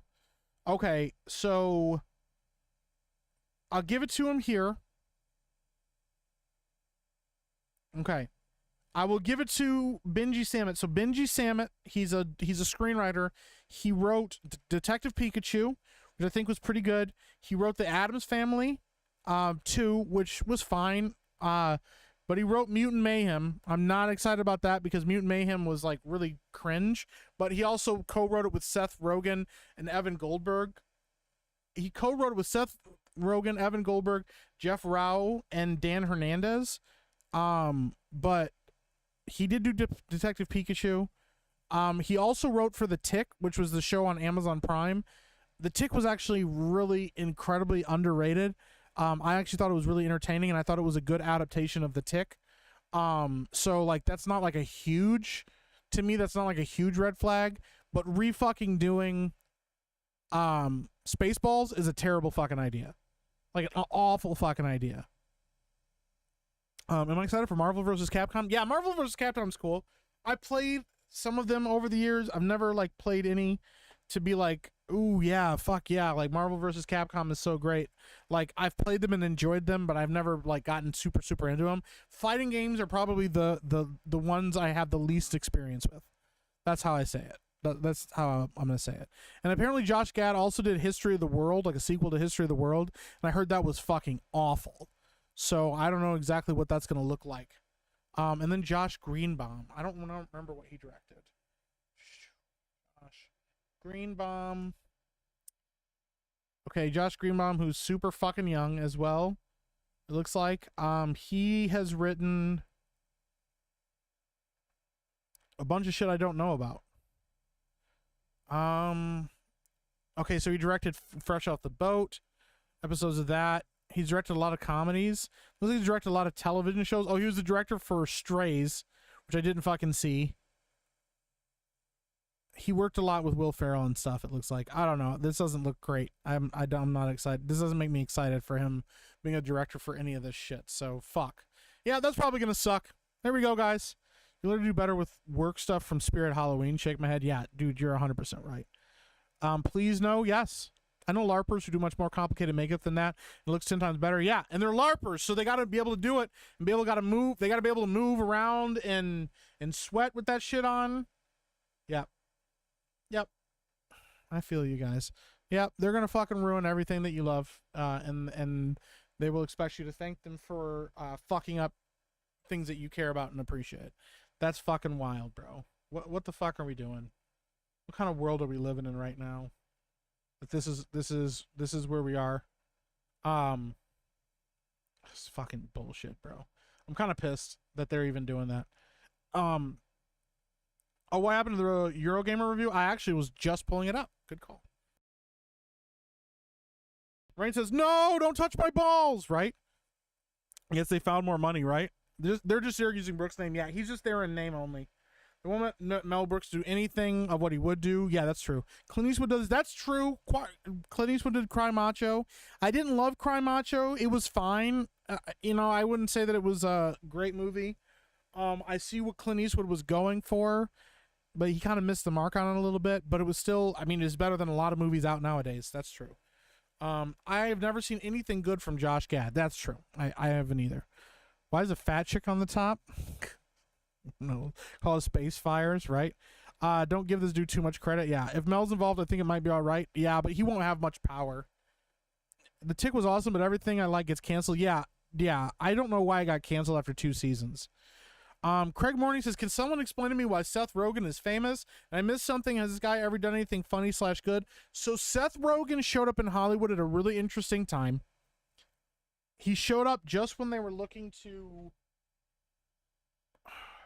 Just when the industry, I feel like, was at a change when it came to like relating to younger audience members and viewers. And I think his first movie was Pineapple Express. And the stoner comedy and the idea of that and stuff. And because of the way that Hollywood is being right now, I think that it kind of cemented him as like, cool, he's hip and young and he kind of knows a lot about what's going on, and and he works with Evan Goldberg a lot, so so those guys coming in as a pair and being like, yo, we know all this stuff about comedy and we can do all this crazy stuff. I think that's really what put him on the map. I think that is that's his first screenplay. What else was he in? Was he in Ollie G in the House? He started out on Freaks and Geeks. So he got a part on Freaks and Geeks. So that probably also endeared him to a lot of people. And then with Judd Apatow, and if you have Judd Apatow's favor, because Judd Apatow's kind of a darling in Hollywood too.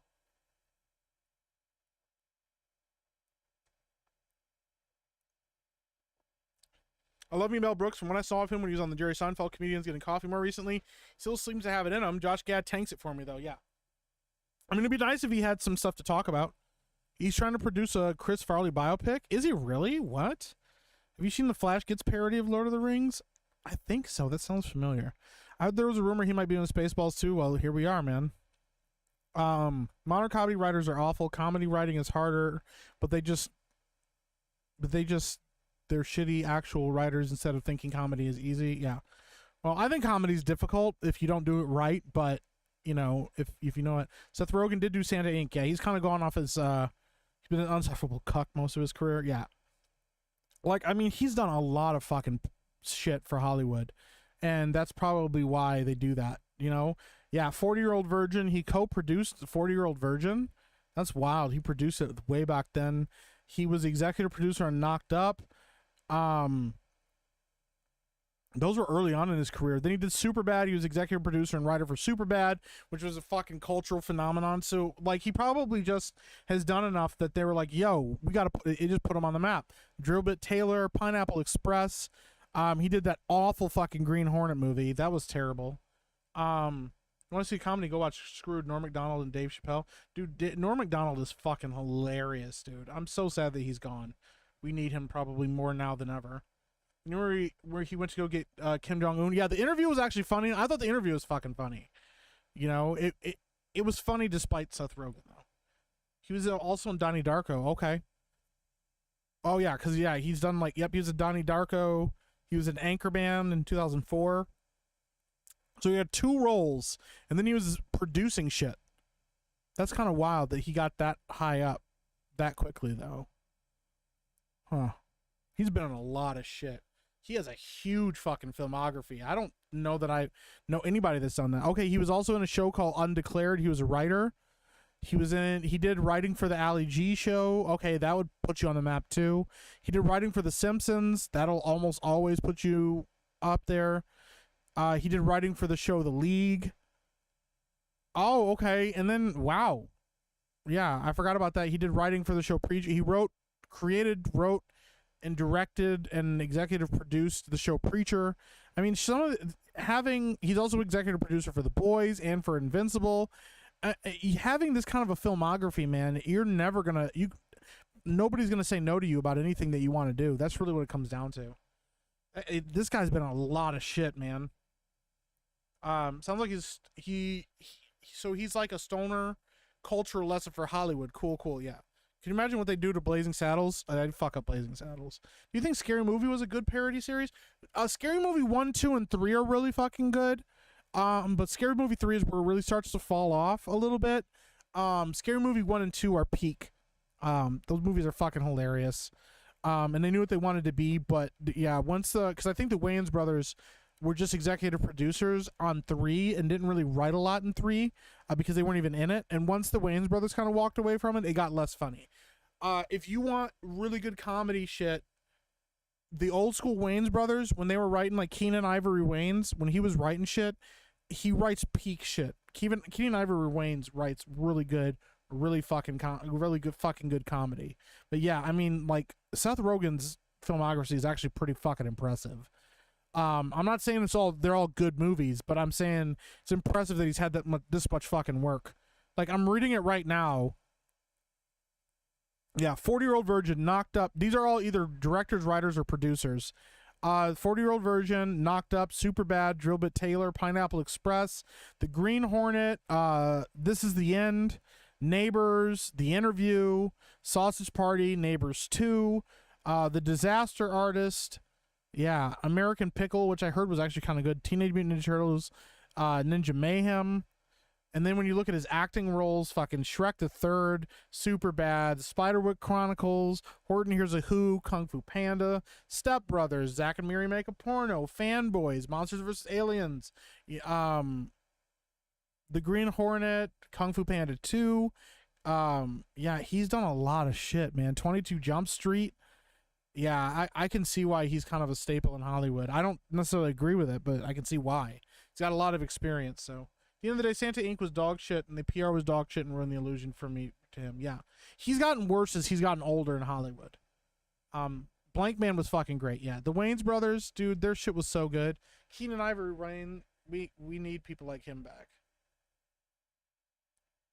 Let me see. I wonder if Josiah's still going. Let me go see if he's still going, and I'll get a hold of him. But yeah, Keenan Ivory Wayans, he did, well, obviously he did In Living Color. That was like the huge thing that he did. But, yeah, let me see here. These are acting. I'm Gonna Get You, Sucker, back in the 1988. Did In Living Color. Don't Be a Menace in South Central While Drinking Your Juice in the Hood. He did Scary Movie. He did Scary Movie 2, White Chicks. Now he did like Little Man. Little Man was awful and not very fucking funny. He did Dance Flick, which is like when they started doing all the fucking parodies of everything, besides Scary Movie, and that was kind of garbage. And then the last thing he did was 2020 called The Last OG. But but I don't know anything about this. I haven't heard anything about this show. Oh, it sounds like it got fucking canceled. I don't know. I've never checked this show out. I'll have to watch it. Maybe I'll see. Anyways, all right. Lord J says, "What's up, cutie? Sorry I'm late. Hey, welcome in. What's up, Rest in Peace Bad Wolf and Don Gaming? What's up, chat? Welcome in. Rest in Peace Bad Wolf. Major Pain was great, dude. Major Pain is so fucking funny. Damon Wayans. I love Damon Wayans. Could you imagine if Wayans Brothers and the writers from Live and Living Color did American Society of Magical Negroes? It would have been a really fucking funny movie.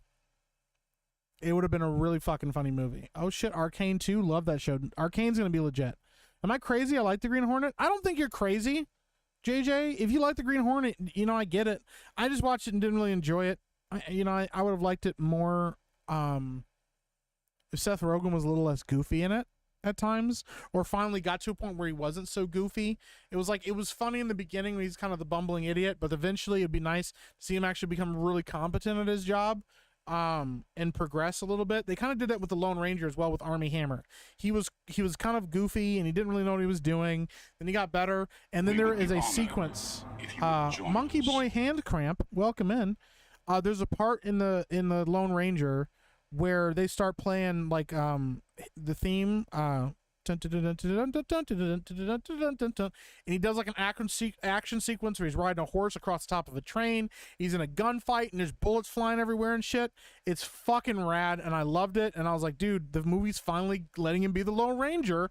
This is really fucking cool. And then like right after he does that sequence, Johnny Depp as Tonto makes fun of him about some shit, and I was like, bro, like, you gotta at some point let the hero be a hero. You gotta stop with this goofy shitty hero business where they're always a goofy bumbling idiot, and the sidekicks their ethnic sidekicks the only reason that they're good at anything. Because that wasn't the case with the Green Hornet. He was good at what he was good at, you know, but his sidekick was good at what he was good at. Fucking Bruce Lee, who was good at ass kicking. That was what he was good at. And while arguably he was more popular than the Green Hornet's character, like, he was kind of seen as the sidekick. But yeah, Handyman, bro, Handyman's so good. He probably witnessed a producer killing a hooker in Toronto or something. What did you say about my mama? I'm gonna get you sucker with such a great movie for the time it came out. One of my favorite for sure. Yeah. Major Pain is very underrated though. I got these cheeseburgers, man. Also, he's a goofy laugh that goes a long way on film sets. Yeah, that's fair. Major Pain is very hilarious. Yeah, that's so fucking funny, dude. Mo Money. Yeah. Green Hornet was nothing special. Yeah. Last Boy Scout is good enough. Last Boy Scout. Yeah. Sixth Man made me cry. Yeah. Well, that's the thing. Those guys can actually act too. All of the Wayans Bros can actually fucking act if they want to. I just didn't feel like it just didn't feel like Green Hornet, but more like he knew it existed, and thought Kato's cooler. I tried a movie where Kato just cucks him. Yeah, that's what it is. Yeah. All right, real quick, we're gonna read this review. Eurogamer apparently reviewed Elden Ring and thought it was too difficult, so we're gonna read it. So let's read this review and see what we have to say about it. Okay, this was written by Alexis ONG. Alexis on God. I know that's probably not what her name is supposed to be, but we're going to read it. All right. My first steps into the Shadow Realm are with bare feet and an empty head. After reaching out to Mog's trusty egg, I materialize in a vast, rolling field dotted with ruins. In the distance is a dimmed, sickly twin of the Erd Tree ringed by shadowy drapes. It takes a minute to remember my buttons, but I summon Torrent to sprint through the long grass like a dog being let off the leash and almost immediately experience death from above. Some gnarled freak just two-shot me into the dirt. It takes a while to get a rhythm going again and sort out whatever I was trying to do with my new Game Plus build. I decide for the sake of efficiency to stick to my Moonveil carrying Glintstone staff setup because one does not simply walk into a FromSoft DLC. I think that's what I have. No, I have just two staffs. It takes more time to feel at home again, but soon I'm puncturing hearts and obliterating minds, executing small huddles of glibbering NPCs as they pray, finding ways to slip past hard-hitting knights. Everyone I meet is all about Mikola, and it's a lot, but such is the way of the cult. Mikola has left crosses scattered around the Shadow Realm for his devotees to denote where he has shed parts of himself in his flesh. Jesus himself going to pull off this kind of most postmodern brand campaign. She's talking a lot. Later, I'm about to get evaporated by a boss. My message gets a like that saves my life. What? So I just want to get to where she finally gets to the end.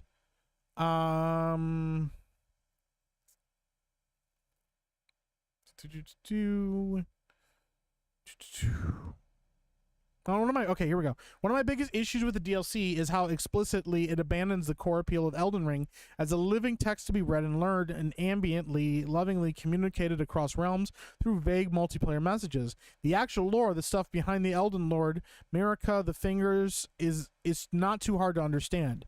What I'm talking about is the way that players perceive and experience the world and how they move through it using an evolving body of hard-won knowledge, including the knowledge that others are others failing but persisting, that defines a fundamental aspect of Elden Ring's gameplay. It's really hard to maintain that sense of growth and tension when the DLC undermines the hallmarks of its own genre through unnecessary signposts, to an extent the unavoidable linearity of a DLC that revolves around one clear premise. I mean, that's kind of the point of the DLC, though. It's like it just has a single storyline. I don't know.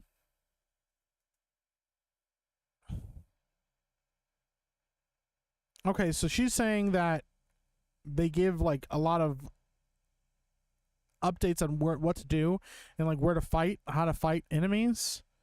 I don't know. Where's out in the Abyss, which would take some of the most obnoxious pages out of Bloodborne's book. Stealth-focused region that announces its gimmick via multiple official messages. Spells out things to the player as one would a child. One would think that FromSoft would let me learn through my own suffering. That's worse here. I feel like I'm being read an even more simplified version of the Min Pens, a children's story about a small boy who has invaded unknown horrors in the forest. So she's saying that she thinks it's too easy. I don't know.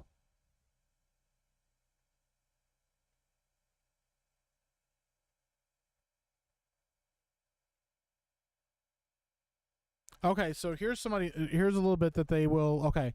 Like any Souls, like there are times where I have to walk away from a boss fight before I get shamefully tilted. This has never been more true than for the final boss in Shadow of the Erdtree, which I make 49 miserable attempts to kill before realizing I have to set it aside for now. My best efforts got it down to around 30% health. Most Elden Ring boss fights are scripted to punish the player for drinking flasks. As a friend rightfully pointed out, they'll literally cancel animations to accomplish this, but this particular fight seems coded to make the player start drinking in real life. That FromSoft's design those encounters as a display of hardness and unforgiving brutality in its flagship genre is not surprising, but there's a point at which this becomes one-dimensional. Okay, so she gets through all of this and then she complains about the final boss as such pointlessly maddening, especially if this is the final boss encounter. If we wish to follow Mikola's example of shedding the old ways and rejecting traditional, a more meaningful approach might be to rethink how this sort of impassibility could work. Well, I mean, like, it's not supposed to be easy. I mean, if Mikola is, you know, the brother to Melania, then he should be harder than Melania. I mean, that kind of makes sense. Too difficult. Hope you never play Mega Man. And this is actually a girl, so. I just hope the new bosses aren't just massive health. I mean, I haven't heard anything. I'm glad I haven't really heard anything. Should this distinct type of FromSoft engineer. The other thing is, like, she's complaining about there being a little bit more of like a signpost leading you to things. But that was a kind of a complaint that a lot of people had about Elden Ring. Not that they want to be directed towards things, but that there's no real clear like marker to let you know where things have been, where you know, where your kind of like next step is. There's like vague hints towards it all. And the map does kind of walk you to things a little bit as far as like where, you know, you can kind of see where in the next phase is probably going to be. But yeah. Rough Knight says, yo, somebody tell this dumb bitch to get good and stop blaming games for abusive girlfriend's alcoholism. Damn. Let me see here. Okay, it's true that this distinct type of FromSoft's engineered frustration is an indispensable part of the Souls experience. To hurl yourself repeatedly against a seemingly immovable object until through sheer luck and serendipitous timing you somehow prevail. That doesn't really feel like what FromSoft's experience is. I don't agree with that. That you just hurl yourself repeatedly against a seemingly immovable object. It's like, okay, what is this gimmick? Like, what's the boss? What is this boss prone to do? And how can I counter that? Feels more like it. Not, oh, this is really hard. Let me just keep throwing myself at it until I get lucky enough to beat it. Because if it was all luck, then you would never be able to, like, as a player, like, let me solo her, you would never be able to be in a position where you could just fucking solo bosses, you know, with like low levels or low health or anything like that. Glenneth says, gotta go get some shut eye. You all enjoy the rest of your night. Hey, thank you, Glenneth. I appreciate you, buddy. Thank you. She must have never played Ninja Gaiden, right? Yeah, I don't know that there was no journal. That's true. You get fucked up until you get good. And it's like, yeah, it's like, oh, not, you know, it's like, oh, well, I hope I get lucky enough to like beat this boss. It's like, no, eventually you just learn how this works and then you fucking learn how not to die. And like, there's definitely skill. It's not just luck. It's not just chance. It's not just, oh, the right thing happened at the right time. It's like, no, I now learn the skill to be good enough to not die against this boss. So, there is real palpable joy and pride and relief in that. We've all felt it. The blessings of hindsight, suddenly all that failure feels like it's worth it, or it was worth it.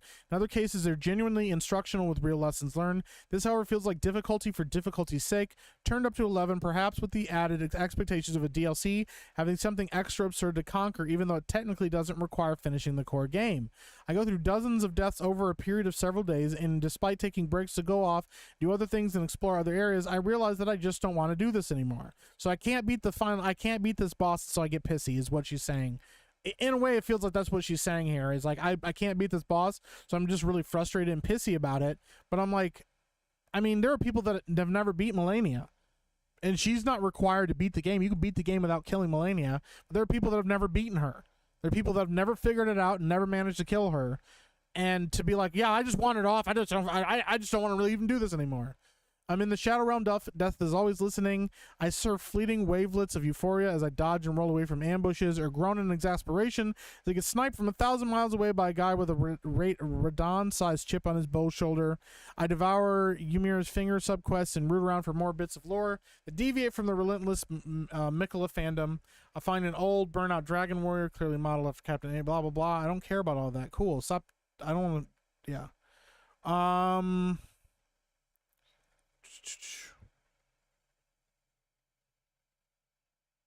I do not think about going back to the final boss, but remain wary of narrative payoff one might expect after conquering that particular obstacle. I know in my heart that finishing Shadow of the Erdtree will be a very different, more joyful experience when I can play with functioning multiplayer, because navigating an open world Souls game without that key component is the most pleasureless kind of masochism. What the fuck are you talking about? Which is extremely not for me. This is the kind of person that begs for multiplayer to be put in shit that doesn't make any sense. And then I also have Erdtree accessibility options here. What the fuck? If you go back to the iconic anecdote about Miyazaki getting his car stuck in snow, having strangers help him, this is what Souls is all about: shared suffering. Yeah. I am still impossibly fond of Elden Ring.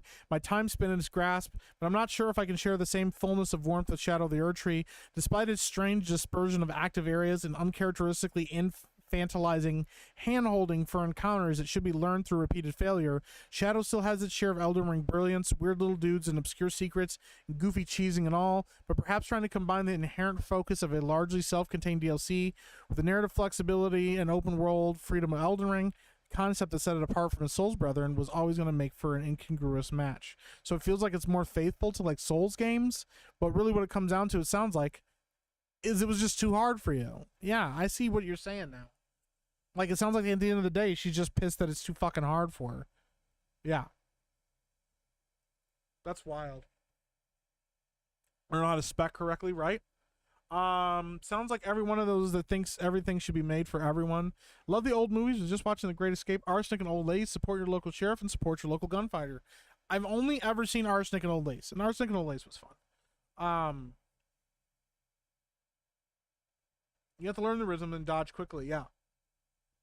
You just need to get good. Some Cup of Ice Water says, have a good night, Mike and everyone. Hey, I appreciate you. Some Cup of Ice Water.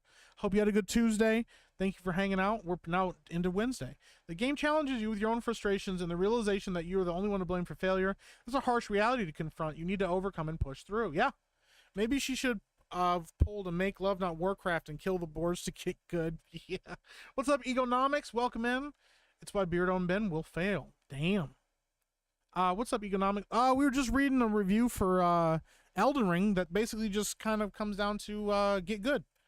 If this journalists would have gotten good at the game, then they could have beaten it sooner. So it's bad because she's not good enough. That's what it felt like was being said there. Yeah, for sure. And that's pretty embarrassing.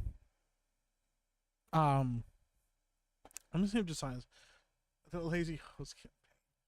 I mean, listen, you know, it sounds like she worked through it. I mean, it's, you know, maybe she's good at it and just, you know, good at it up to a point. Maybe she finally hit the wall that she can't overcome. I don't know. That's kind of a weird, it was a kind of a weird go-to. All right, real quick, we're gonna see if Josiah's on. It looks like he's streaming right now. We're gonna go in here. We're gonna harass Josiah for a second here. Oh, he's doing a mission right now. Look at this fucking guy.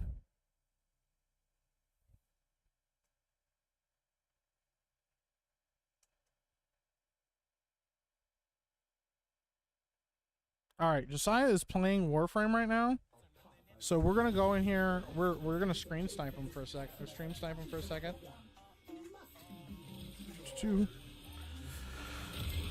Try to get his attention. You should join him. I'm gonna try to join him. Now. Sorry, y'all. Gotta stop lurking and crash. Good night. Hey, Loquacious, I appreciate you, bro. Thank you so much.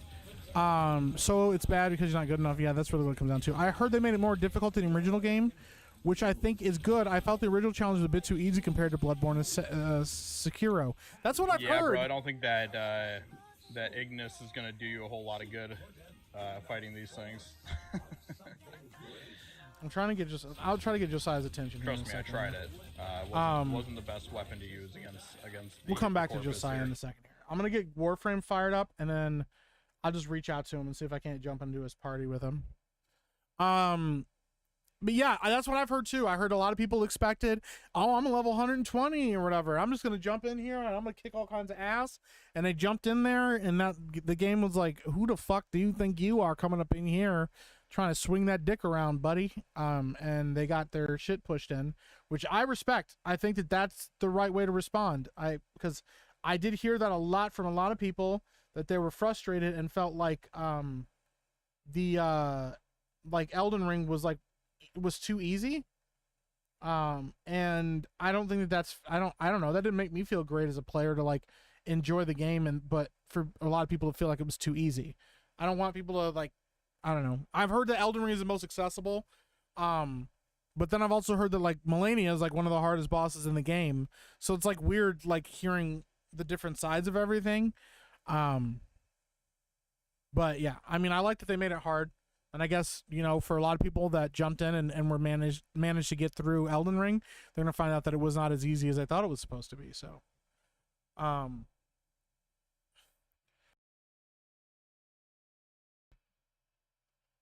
where does Josiah stream? I know it's on YouTube. He's on YouTube. You got to look up his second channel. It's not Josiah Rises. It's, well, it is Josiah. It's Josiah Rises Plus. That's his YouTube channel that he streams from. He also streams over on Kick. You know if Beardo ever beat Metal Gear Solid? He has not beat it. He is on... So Beardo had the nerve. It was kind of funny. Yesterday he said to me that he's about to get to the helicopter. That's where he's at. Beardo's almost to the helicopter. He's been playing for about 8 or 9 hours, and he's like, yeah, I'm going to beat your time. But I'm like, you're just now getting to the helicopter, and you still have the helicopter. You still have Sniper Wolf. You know, you still have... I didn't tell him all these bosses. You still have Raven. And then you have, you know, fucking Rex, and then you have Liquid, and then you have the Jeep. Like, no, there's no fucking way that you're already at 9 hours. That means you have 7 hours. He has 7 hours. He has to beat me in, like, beat the game in less than 7 hours. I don't think he's gonna do that. I don't see that happening. So, yeah. Is he wearing? Why is he wearing rainbow armor? Proper month armor? No, Josiah just likes the colors and Warframes, different stuff. I have my Warframes are all like fashioned out. Just Warframe, Josiah and his game addiction, bro. He is addicted to this game. The desert does not get cold at night. Changed my mind. I don't live in the fucking desert. I don't want to live in the fucking desert. It's too hot. This looks cool. I remember always seeing it, but never tried it out. Yeah, I'm gonna pull it up here. It's just mine was just updating a little bit. So, what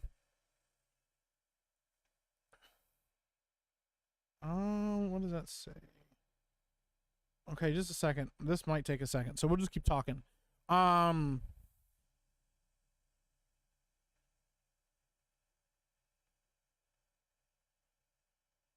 He didn't even see my text. Sekiro was the GOAT. It provided a legitimate challenge. I 100% recommend it to everyone who likes Souls games. Yeah, it looks great. The art looks great. I do want to play it. I know you recommended it highly to me. So tried Warframe several years ago. It was okay, but never got into it. So me and Madam Savvy play very similar. I will get addicted to Warframe for a very short amount of time, and I will blitz through it and play a shit ton of it and love it and be super happy with it. Then I will get burnout and I will walk away from the game. Never in a huff. And we're just like, okay, I'm done. I'm done with the grind. I'm done with it for now. And then I'll go from that right back into, or then I'll take a break for a while and I'll be like, fuck, I miss Warframe. I got to get back into it. And I'll get back into it and have a fucking blast and love it and remember why I fell in love with the game in the first place and play a shit ton of it. It just happens like that all the time. But I'm also not that kind of person that can keep playing a game nonstop all the time. I will play a game for a while and really enjoy it, and then I have to take a break from it. There's like RPGs and stuff that I do that with. Like with Baldur's Gate, as much as I love Baldur's Gate 3, I played a lot of it. When I got to Act 3, I was like, I'm kind of burnt out. I need a break. So I took like a couple week break from it, came back to it, loved it again, got back into it, played it and finished it up, but I really enjoyed it. But yeah, I can get burnt out on games really fast. I can get really addicted and really hardcore into it, but then I will burn out. So I didn't know he had another channel, to be honest. Yeah, go check him out, man. He's got to be Elephant too. I don't think Beardo stands a chance. Yeah, he's gonna have a hard time. But the Sasuke sisters are helping him. Sup, Mike? It says Corny Alf. My car speakers are still okay. Well, I'm glad. I don't want to blow out people's car speakers. Okay, that would actually make me sad if I blew out somebody's speakers. I know one guy yelled at me one time, said I fucked up his speakers. Another guy yelled at me and said I fucked up his sound system and stuff. I feel bad about that. I don't like that. I don't want to fuck up people's stuff. But like, I don't know. It's also like, sorry. What am I fucking supposed to do about it, I guess? I don't know. I ain't never repped a sad baby. Can't do no wrong. I'm just looking good for you. All right. Got Warframe up. I'm going to see if I can reach out to Josiah and get a hold of him. Are the twins best thing happen while you're dancing is my favorite scene in the movie. Oh, you guys are talking about musicals. I dig that. Bureau's watch. You won't be able to hack it with later bosses. You can have someone to hold your hand through those. You can't have someone to hold your hand through those. Yeah. That's the thing. Like, I realized some of those bosses, it doesn't matter if you know what to do. You just like have to fucking do it. Now, I could see him getting lucky enough to cheese the sniper wolf fight with missiles and stuff. That's very possible. I would love for him to actually try to do it with a sniper rifle the right way, but I could also see him just cheesing through it. So that's what happened to me with Warframe. I no-lifed it with my friends for like a whole year. Yeah. If he had perseverance, he might have a chance. I'm 92 subs away from 500. Hey, guess what, guys? If you're over here and you have not, go subscribe to Horny Alf. It's almost to 500 subs. That's fucking rad. JReal313 for $5 says, here you go, buy 2 conies and a Faygo pineapple watermelon. Well, thank you so much, JReal. I appreciate you. That sounds really good right now. Damn. I want hot dogs. Back in college days with MMOs was a hardcore grind and never again.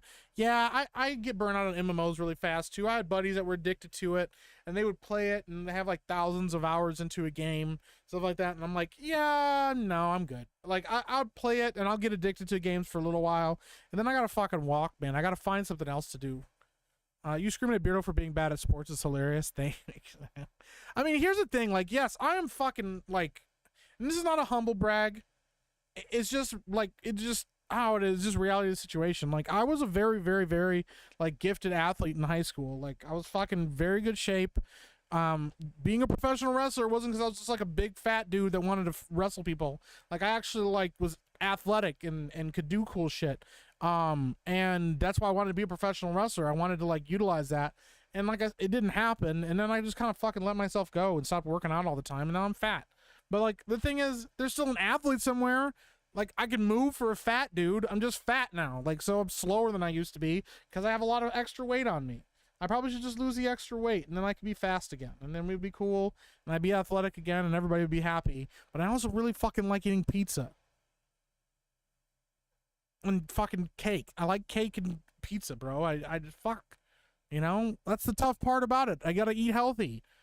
You gotta get back to eating healthy and working out all the time and shit. It can't just be one or the other. You know, working out and walking is good. Like I walk and stuff, but like, you know, eating junk food all the time is bad for you. But I like eating junk food sometimes too.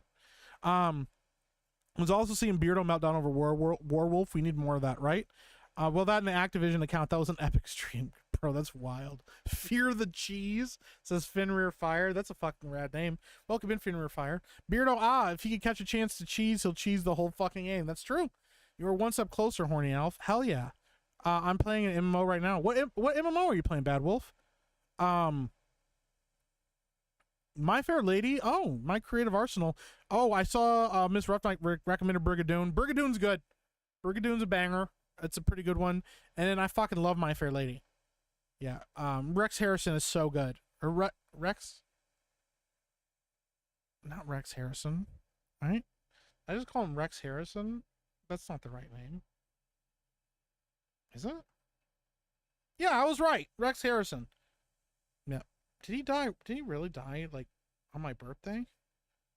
Huh? Oh, no, he died well after my birthday. He died the same year I was born, though. Make sure you hit the like button on the stream. You know what? Laurel, thank you. That's a really good idea. We'll do a plug in a second here. I was addicted to Escape from Tarkov for like 4 years straight. I have something like 8K hours in my account. Holy shit! After the recent BS they did with the Unheard edition, that was basically $250 done. That's wild, dude. Thanks for the subs, everyone. It's appreciated. Dude, absolutely, man. Same. Pizza and chocolate too good. What was your signature and finishing move? So my signature move is going to be a spine buster. I think the spine buster is one of the coolest looking fucking moves in all of wrestling. There's some really cool moves out there for sure, but spine busters were some of the coolest fucking moves to me. I fucking loved spine busters, especially The Rock had a good spine buster.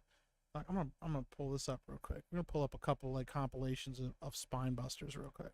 I probably can get away with showing these.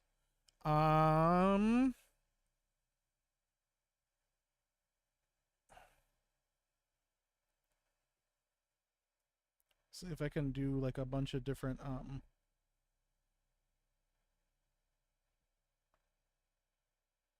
Okay, I don't want to do that one. I'm trying to find one that just has a bunch of the different spine busters, but don't have like just it's like a compilation of spine busters. Let me see if I can find a compilation.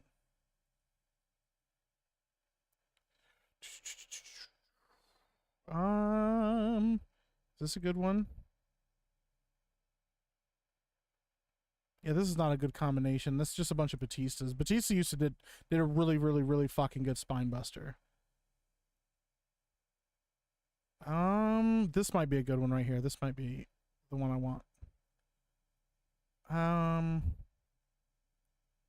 this compilation kind of looks like shit too. Hold on, let me see if I can find the right one. I'm trying to find like a fucking good one, like one that doesn't look like shit. Okay, this is a good combination. All right, we'll do this one. Yeah, this is one of my favorite fucking moves in wrestling. I probably get caught for the sound, but I don't fucking care. Fuck them. I want to talk about it. It's one of my favorite fucking moves, dude. I'm not fat. I'm festively plump. That's a good way to go. And then for my finishing move, I hadn't really decided yet. There was one that Hardcore Holly used to do that I really liked, where he would pick them up on his shoulder with their legs here, and then he would just slam them. It was like, I think it was called the Alabama Slam. I thought that was a great fucking move. I liked that one a lot, but I'm not sure. I was never sure. I never really settled on one. To be fair, not even comics make mutants work in the same world as the Avengers and shit. Explained it was the same world to a normie, and her reaction was, man, the Avengers are assholes. That's pretty good, actually. My wife says to me, just because you can eat a whole pizza yourself doesn't mean you should do it. That's true, but if you're alone and there's a whole pizza there, you probably should eat it or it'll go bad. Beardo kind of cheese is real. Beardo can't do an Oklahoma drill, let alone take a bump on the mat. Dude who cries eyes out and probably gives himself a concussion. I mean, that's fair. Rex Harrison, delightful to watch on screen. Yeah, him and that, the Ghost and Mrs. Murr. Yeah, he's rad. Mike, your taste in classic films rock. Well, I appreciate that, Scott. I mean, I've watched some. I've also been very snobby about classic films in the past, but I've watched a lot because of my mom. So, Frank the Tank says, "Night, Mike, got to sleep for work." Hey, I appreciate you, Frank. Thank you, Mike. I played through Blasphemous, and that game was rough. I heard Blasphemous was really difficult, but the art direction looks amazing, and I've heard the story's actually pretty cool. So, you need a big brain to be concussed. Never mind, he'll be fine. Oh my god. Same happened with Lost Ark. Fuck Lost Ark. Damn. Audrey Hepburn was awesome. Audrey Hepburn, one of the fucking goats. One of the greatest actresses of all time. Power bombs are rad. I like power bombs, but I didn't know if I wanted that to be my finisher. The Arn Anderson Spinebuster was goated, dude. He was good. Let me see if I can pull this up here. D'Lo Brown had a good Spinebuster. All right, yeah. Let's look. We'll watch this real quick. Hopefully I won't get in trouble for this. I'm sure I probably will get clipped a little bit for it, but we'll just watch it real quick. Afro smash. Well, this is something that a lot of people don't know. I didn't used to wear an afro. I didn't start wearing an afro until, like, I don't know, right after high school. I started growing out my afro, and then I kept my hair short most of the time. 90% of the time my hair was short. And it wasn't until like the last like 5 or 6 years that I was like, you know what, fuck it, I'll let my hair grow out and do stuff with it. So no, it's okay. We'll risk it. We're not going to get like the stream won't get shut down or anything. It's just a compilation. So they'll probably be like, oh, WWE claimed this little clip of your stuff. It's not a big deal. I don't make money off ad revenue anyways. So we'll watch this. That's a really fucking good spine buster right there from Adam Rose. I like the pickup move one, and the like slap on the back down is also a really good one. That's a good indicator to let him know to be careful. That one's not a very good one. That doesn't look like a very good spine buster. And that was kind of, I don't know. I can't tell if that was that guy's fault. Like, the form looks okay, but you see the way he hits? No, that's kind of his fault. He'd let him go too early. Don't cut the hair. I will have to update the logo. We can cut the hair and keep the logo. I still like the logo, man. But yeah, that's not a very good spine buster. He hit way too, he let him go too early.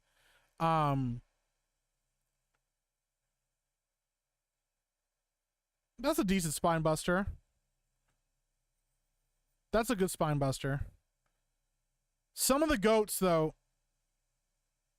That's a good one. That's not a very good one. That's like too fucking flashy. I don't like really flashy spine busters. I'm like, get to the point. Batista had a really fucking good spine buster. Batista had a fucking great spine buster. Because of the bounce up from the ground to do it. That was a fucking good one. Lashley has a decent spine buster. I don't know. Batista's maybe one of the goats. Arn Anderson and Batista's had some of the best because of the way that he would bounce up from the ground after doing it. But yeah, that was like one of my favorite fucking moves back in the day. If you do it right. But the weird thing is now, and I know that it's a popular move, and so I get that you can't really like coin moves and stuff. But the problem I feel like now is because it looks cool, a lot of guys do it, and a lot of guys will just utilize certain moves, and you're like, why are you utilizing that move? Like, the thing is, like, I miss power sets or move sets. It's like, I know that's a video game thing, but what it is that it used to be a spine buster was like a big guy move. You know, that's what you did as a big guy. Like, here's a really fucking good one. Here's a couple of really good ones. Like, spine busters were like a power guy move. And now you got like smaller guys doing it to other smaller guys and stuff like that. Or maybe like a smaller guy doing it to a bigger guy. And it kind of, to me, fucks up the vibe a little bit. And so it doesn't come across the same. You have a lot of wrestlers now that utilize certain moves because they look flashy, but not because they fit a moveset. Whereas like Rey Mysterio, while I get he's smaller and stuff like that, he's still a strong dude. But he doesn't try to do power moves. He doesn't try to muscle anybody. You know, it looks better when you don't try to muscle people, unless that's your whole gimmick. Like Cesaro is like known as a really fucking strong dude, even though he's not super big.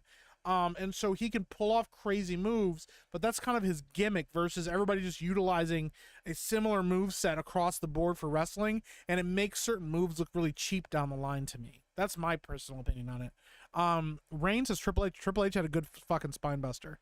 Horny Elf says, Mike, who's your favorite wrestler? Mine is Sting.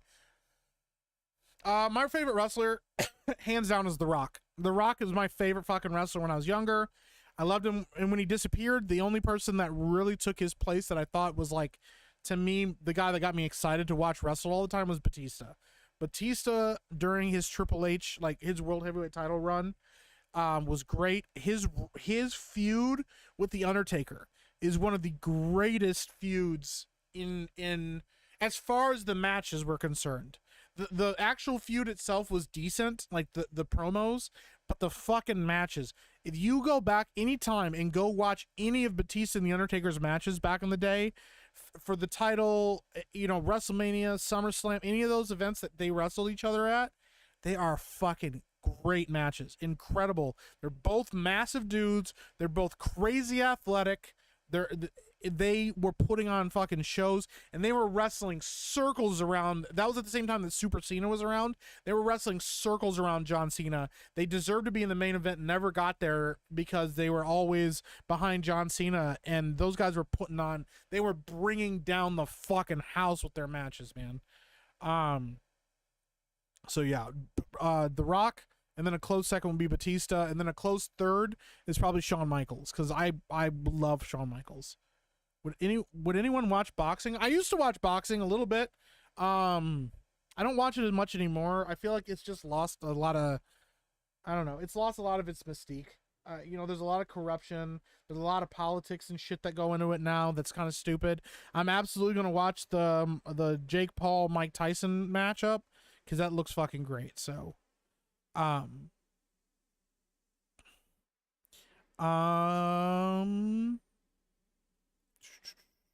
let me see here. Miss Rough Night said, did you hear Audrey's voice instead of Marnie Nixon when she sings? Okay. Let me see here. Love so much of the old Disney stuff. Robin Hood was so good. Yeah, Robin Hood was great. The actors had to do the voice work was excellent. Peter Ustinov, Pat Buttram as the Sheriff of Nottingham. Dude, yeah, old Robin Hood was great. Little John Robin Hood running through the forest. Undertaker's old school was always cool to me. Wish he would have done more with the walking across the ropes. Yeah, that was a great move. Andre the Giant was all about the power moves. Bro, Andre the Giant was a fucking monster, bro.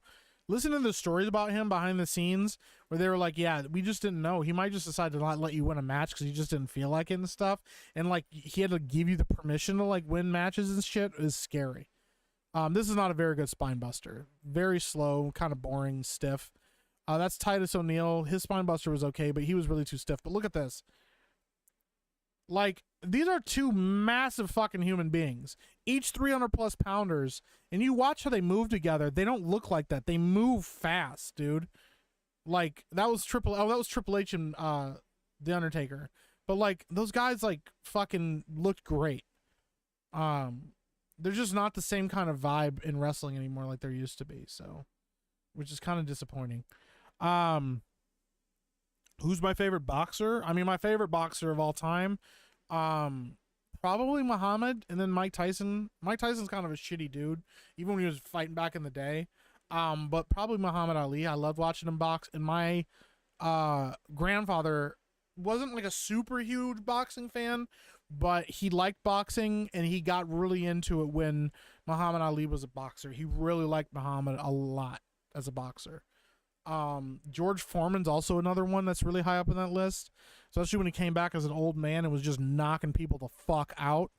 And you could watch him like boxing some guy, and he's got this young up and comer swinging on him, and you could just like see in his eyes that he was thinking and he was waiting, and he would just like, he just standing there and he just go bing, and you just watch this guy's fucking lights go out. Like this massively talented young up and coming 20-something boxer fighting this 50-year-old man, and they're going at it, and you could just watch Foreman like out thinking the guy, and he's taking shots and he's blocking them, and you just go like pop, and you just see the guy like fucking just drop like a fucking sack of bricks because he knew exactly where to hit him, he knew exactly how hard to hit him, and it was like fucking over. That shit was so great. Watching Foreman box was amazing. Let's see here. Orton is so good at everything he does. Orton is supremely talented as a wrestler. I really like Orton. I think he has his moments. He's had a lot of lows in his career, unfortunately, too. You hear about Hulk Hogan's nuke beer coming out soon? I have not heard about that. Interesting. Miss Rough Night says all Audrey Hepburn fans need to watch her first movie, Roman Holiday. You wouldn't know it was her first big lead aside from the and introducing in front of her credit. That's awesome. Yeah, Audrey Hepburn was amazing. I can actually say who my favorite wrestlers were, or you can't, says the Penetrator. Who were your favorite wrestlers? You can say them. Excuse me. Stone Cold's Beer Cooler says the super kick and the DDT fall into the same lines. Those were supposed to be deadly finishers, and now they're just commonplace. Yeah, that's true. Yeah, everybody does the super kick now, and the fucking DDT. Yeah, and yeah.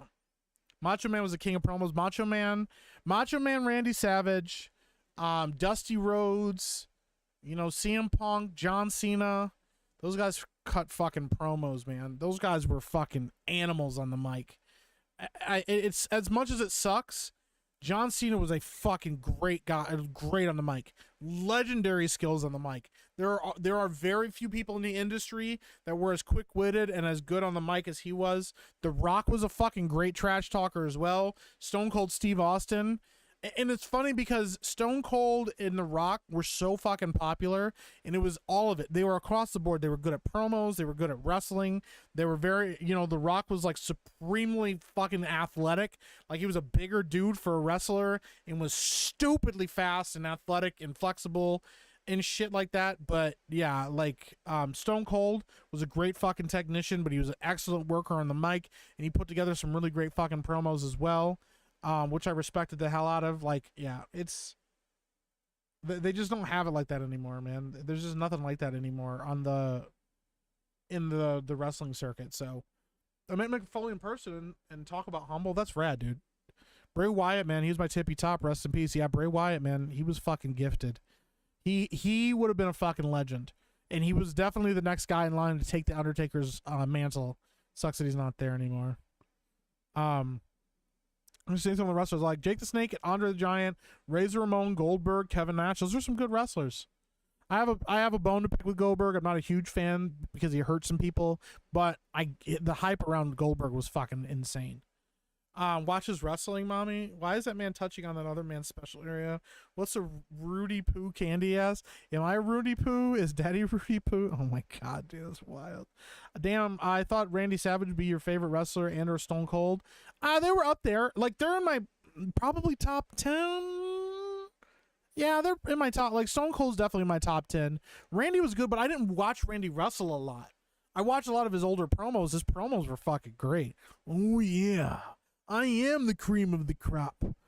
He was so fucking good, dude. Steve also started the Attitude Era with DX. Yeah. Yep. Boxing has lost its luster. I miss the glory days of Tyson and Roy Jones Jr. Dude, Roy Jones fucking Jr., man. That guy was an animal, too. It burns when I PvP. Hey, you should go to a doctor, get that checked out. Or you should PvP more. You're fighting like an 8 foot tall dude that's 400 pounds. You do whatever he says. Yeah, there was nothing anybody could have done against him. And I hear that's the thing. Andre didn't lift. Andre never fucking worked out. Andre never lifted. He hated lifting. He hated working out. He drank a lot. I think he probably could have lived not maybe a ton longer, but I think he definitely could have lived longer. He not drank so much. But he was also in a lot of pain because of his size and his height and his knee issues and stuff like that. But I think if we had somebody like Andre today and we got him working out and stuff, that man would have been unstoppable. He would have been one of the most dominant wrestlers of all time ever. He was just so good. Even in his younger days, Andre was very athletic too. It was kind of wild. George strong as fuck. Yeah, George Foreman still, man, to this day could fuck you up. Their power's the last thing to go. Roy Jones Jr. was my favorite. I respect that. Roy Jones Jr. definitely fucking up there as a great boxer. One of the best. Yeah, he's really good. Muhammad Ali's my favorite boxer of all time. Muhammad's great. Sugar Ray Leonard was a fucking supremely talented boxer. Rocky was the best boxer. Remember he took down that giant Russian? That's pretty good. Said that young Foreman's body with old Foreman in mind would have been unstoppable. I agree with that. Young Foreman was such a fucking hothead, and it was such a detriment to his career. Like when he fought Ali and stuff like that. The thing is, Ali was like pissing blood after that match. After that match, like he was getting the shit punched out of him. George was fucking bags up, bro. Like, George was breaking fucking speed bags and shit. And George was like, I wanted to kill him. I was hitting him with everything I had, and George was hurting him. But Ali outthought him. He did the rope-a-dope. He took that punishment to his body, and he managed to survive it, and he fucked up Foreman for it. He punished Foreman for it. To his detriment, unfortunately. But, like, yeah, George Foreman, when he was older, man, the way he watched his boxing IQ was just unparalleled. Yeah, he became a Christian later on. Yeah, his story is pretty interesting. I think it was like after his match with Ali, it was a little bit after that, he like fucking collapsed or some shit and almost died, and that kind of turned his life around. So, the cream of the crop. Oh yeah, I am the cream of the crop. The cream rises to the top. Oh yeah. Cup of coffee in the big time. I got into boxing like 5 years ago. And there's not a lot of great boxers out there now. I don't know a ton of names. I know Tyson Fury. Tyson Fury's pretty fucking talented. I really like Deontay Wilder for a little bit. I liked Deontay up until his second fight with Tyson Fury. I thought he was really talented. That knockout punch of his, bro, some of his highlights are insane.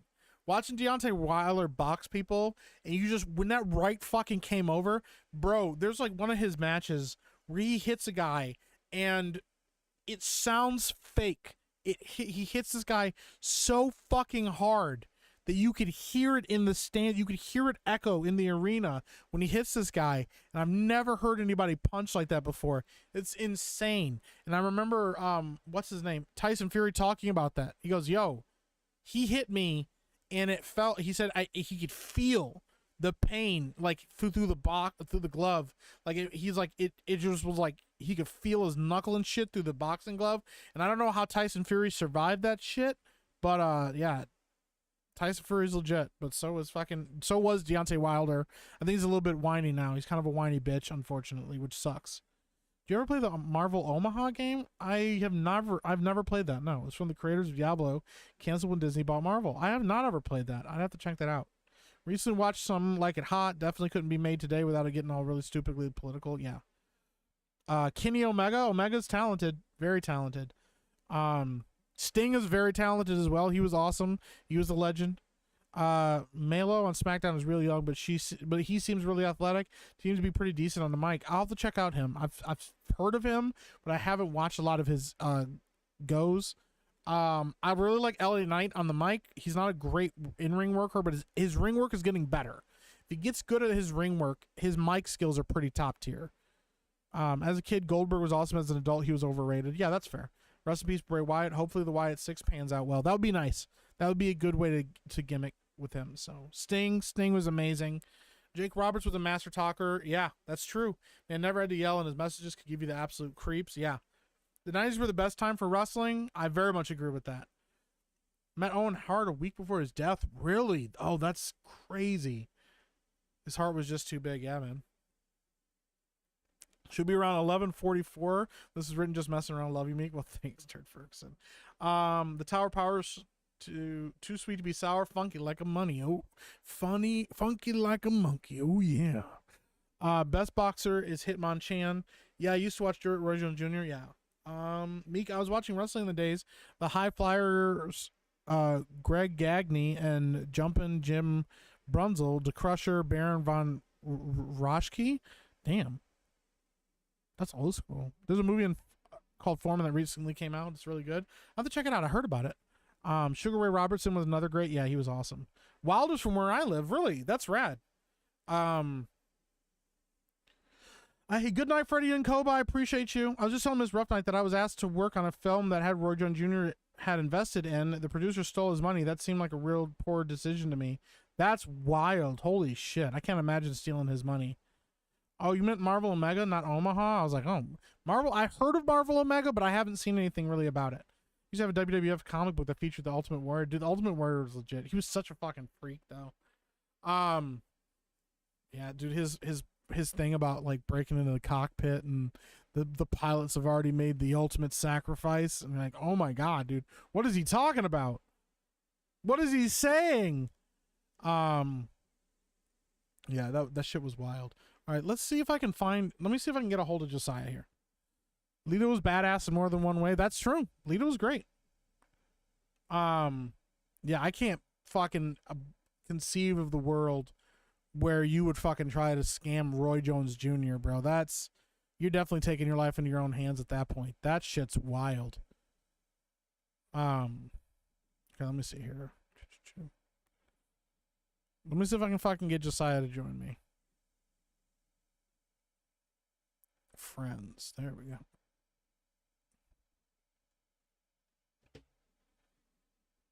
I'll pull up Discord. Ooh, woo.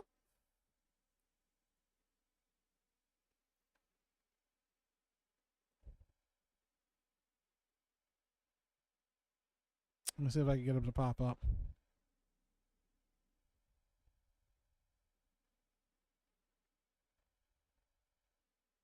All right, he didn't answer. But we're going to see if he heard me. I'm sure some good old fellas knock on some doors looking for that money. Yeah, dude. I mean, he'd only have to, he really wouldn't have to do much. Oh, here we go. Did I join? Hello? Oh my gosh. Hello. Welcome in.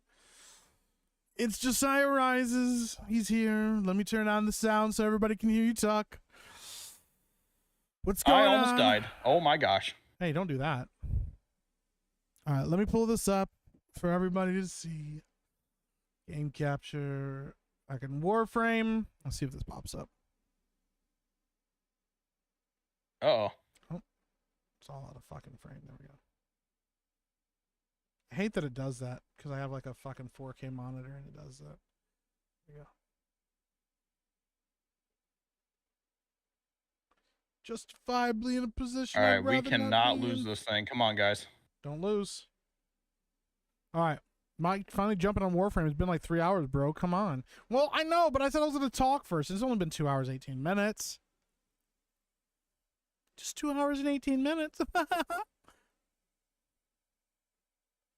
Ooh, woo. Oh, let me get rid of this, my frames per second. I think I got a good setup now. I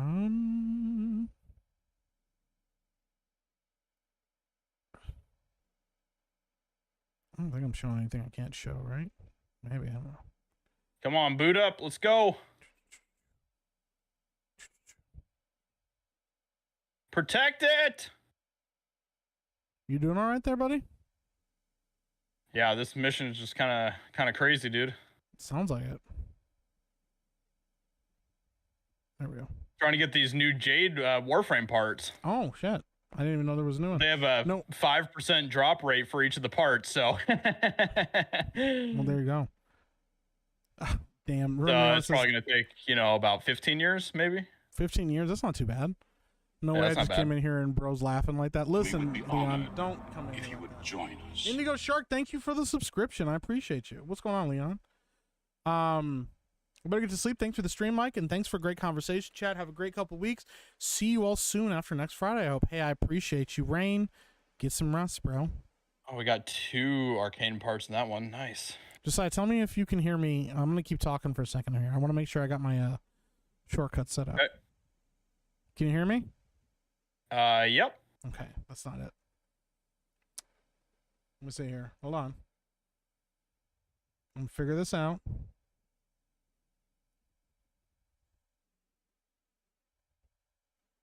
I don't remember what it is. I had hotkeys set up here at one point. Okay, here we go. That's weird. All right, just a second. Did you just send me an invite? Yes. Okay, there we go.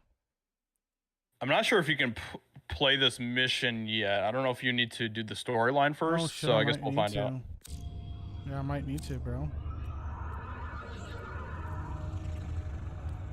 That's pretty wild. I didn't even think about that. There we go. Yeah, it's all good.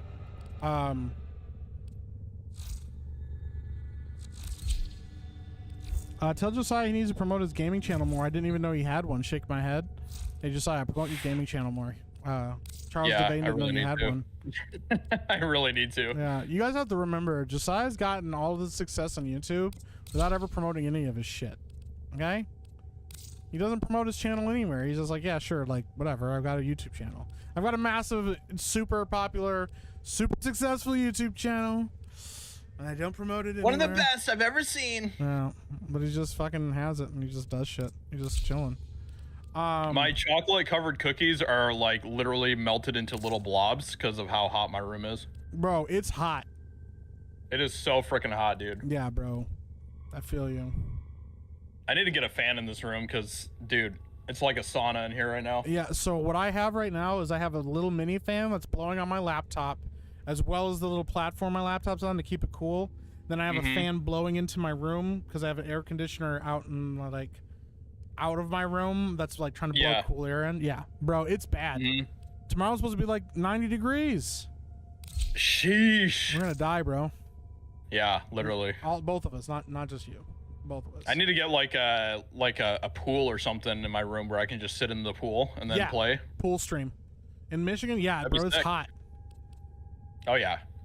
That's the craziest thing about Michigan is that we can get weather like as hot as like Florida and then like weather as cold as like Minnesota. So yeah, it's stupid, man. I hate it.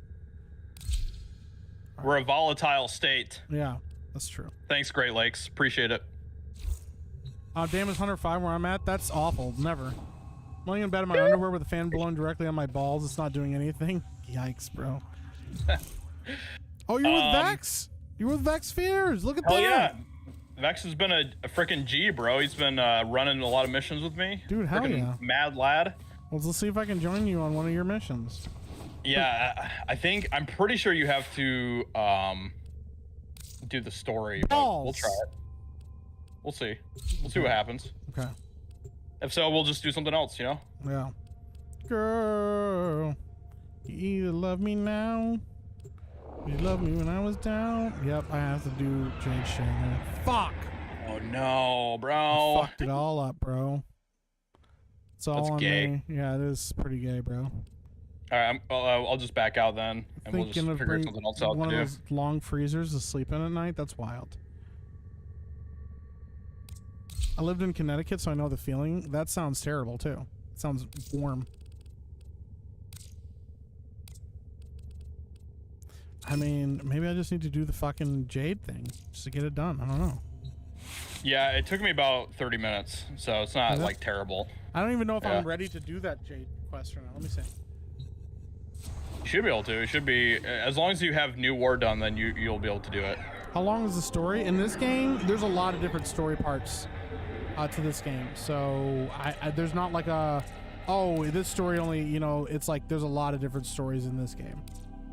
Let me see here. I still have to do Hidden Messages, the Wave Rider, the Deadlock Protocols, Carl, the Tempesari, Veilbreaker, Angels, the Durai Paradox, Whisper in the Walls, and Jade Shadow. So yeah, I think that New War is the only one that you like. It's a requirement that you have to have that one done to do Jade Shadows. So you should be able to do Jade Shadows if you want to run that real quick.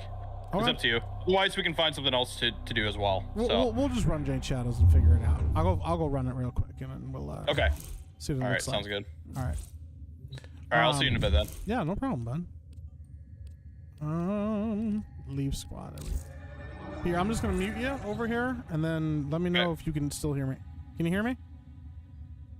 Nope, I'm good on my end. I'm gonna deafen just. There we go. All right, gonna lurk and head out. Have a great night, everyone. Hey, I appreciate you, Lucas Cates.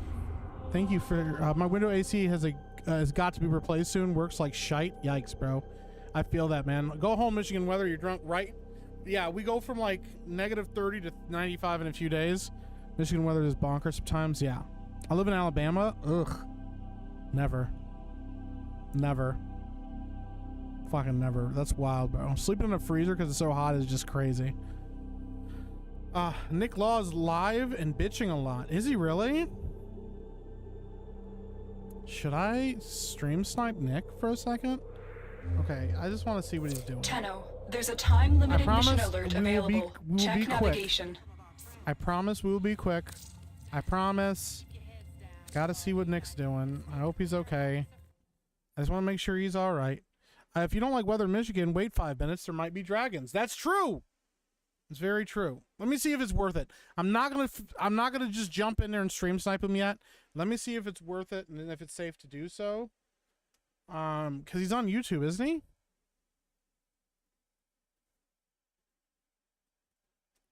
Is he on YouTube right now? Yeah, he's there. Choose Boba. Let me see here.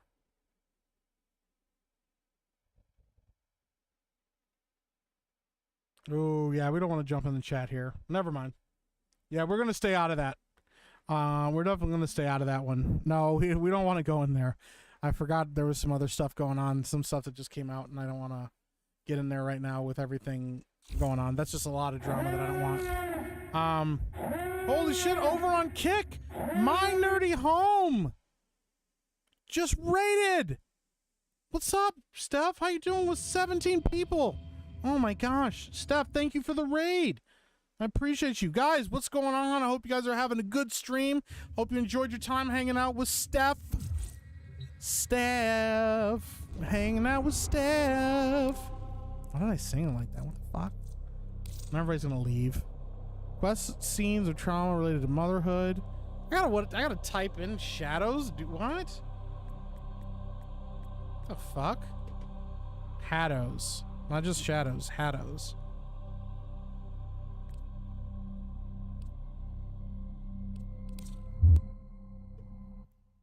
I get no interaction on Kick. It's hard to get interaction on Kick. It doesn't grow organically. It's one of the least... I feel like it's one of the least organic platforms I've been on. All your dreadlong life, you have lived with despair. I have? Hatred. Alright, we're gonna play this real quick so I can hang out with Josiah. Largest crush on Rita Hayworth when I first saw Gilda. Rita Hayworth was hot. But none of these. I live near Michigan, thankfully, but one of these weekends I need to go up to Lake Superior again. Lake Superior is rad. Yeah, I live somewhat close to the Lake Michigan. Lake Michigan's awesome. Let me know if that sound is too loud for you guys, by the way. I've stopped using Kick entirely because it has on several occasions decided it just didn't want to work on the day I wanted to use it. Okay. Game audio is higher than my audio. Let's turn it down to here. That should be better. Yeah, Kick has trouble, man. There's so many features. It's a tad loud. That should be better. Kick should be... There's a lot of features that it needs to add and needs to like optimize, and it has not done that, so... Let me know if that's better for sound-wise.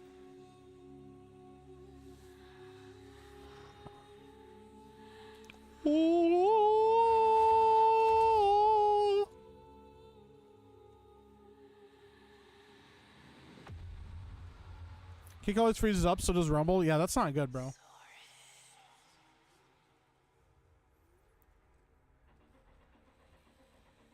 Follow the feathers. No game sound? What? Hold on. Okay, I got you. Let's see if that works. That should be better now.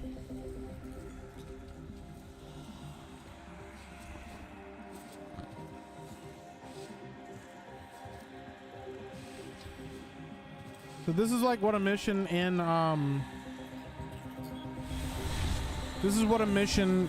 Warframe looks like. Is dying. Her life almost spent. Yeah, I just had to turn it up a little bit. Will never learn. What should I make a movie about, Spirian? Mother humping warfare? Hell yeah, I don't know, bro. Alright, real quick. I just realized I said I was gonna do a plug. We got a lot of people watching right now. Let's do a plug right now. We would be honored if you would join us. Thank you for the follow, Bad Master Porky. I appreciate you, bro. Here, let's do a quick plug. Okay? We're doing good. We got a lot of people in here. I gotta get used to these. So let's do one real quick. Cause I appreciate you guys.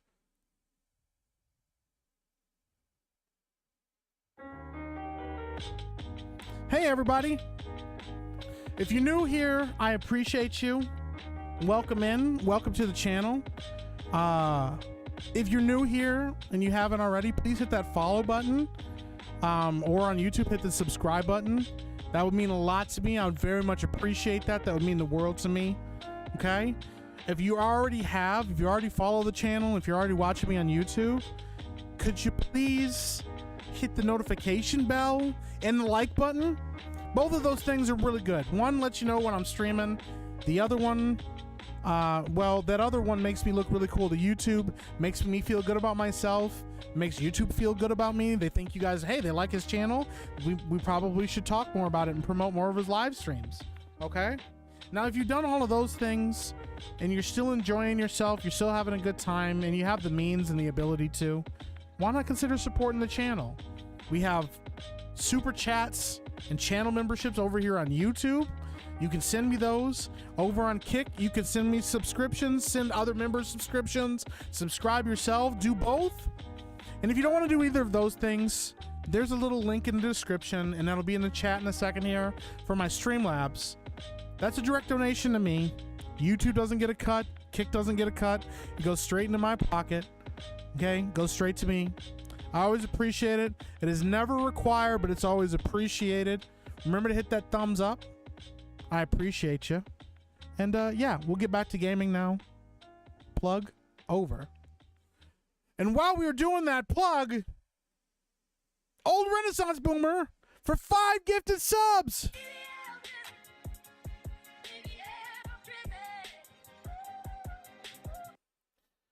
Old Renaissance Boomer gifted 5 gifted subs to Horny Alf, Arrow 404, Jason Bellinger, Richard Storm, and Manji 32. I appreciate you. Can we give the Afro money? Yeah, the donation. So if you read the donation link to Streamlabs, it's toss a coin to your Afro. What you're really doing when you donate over on Streamlabs is you're throwing money into my Afro directly. It's like you stood back and you just said, whoop, and you just threw it all in, and my Afro collected the money. So I appreciate you. Mike, does YouTube better than me? Never. No, not at all, Steph. But I appreciate you very much. Welcome in, Steph. I think that's my fake mod wrench. You don't have a mod wrench, Steph? All right, let's solve this real fast. Because I also know Steph is here. You know, you guys have been supporting the channel. You guys have been dropping a lot of gifted subs tonight. I appreciate that. You guys have been dropping super chats. Oh shit! And we just got another over on fucking Streamlabs. I'm gonna go check this out here. Let's give Steph a mod. Let's give her what she needs. Steph's awesome. We love Steph. We love Steph. She's really great. She's awesome. She's a lovely person. She's a very lovely person. If you don't already know, you need to go follow her because she's a very lovely person. Boom. Steph has been added as a mod. What's up? Thank you, Steph. I appreciate you. Okay, over on Streamlabs. Spirian. For $10. He just drops it and says nothing. He didn't even leave a message. He could have, but he didn't. But I still appreciate you. You didn't have to say anything. I appreciate you. Listen, that's a lot of support. I appreciate you. I think you guys deserve a little something, okay? I haven't done it this stream. That may have been calculated. May have been on purpose. But I think we've done a lot of supporting tonight. We've had a good time. It's been good 2 hours, 30 minutes already. So I think we need a little bit of chicken grease to keep things smooth. Chicken grease in my soul. That's how I roll. Turn it up a little bit for you. KFC, baby. It's my favorite. Oh, give me that bucket. I said, give me that bucket. I think, give me that bucket. I bring the Nicky chicken. From Kentucky to the bayou. The flavor's so right. That secret recipe keeps me up all night. Gotta have that touch, that wonderful spice. KFC, baby. It's a chicken paradise. Here we go. Fried and crispy, can't resist me. KFC, a Southern mystery project chicken, finger licking. Come and get it, that clock is ticking. Fried and crispy, don't you miss me. KFC,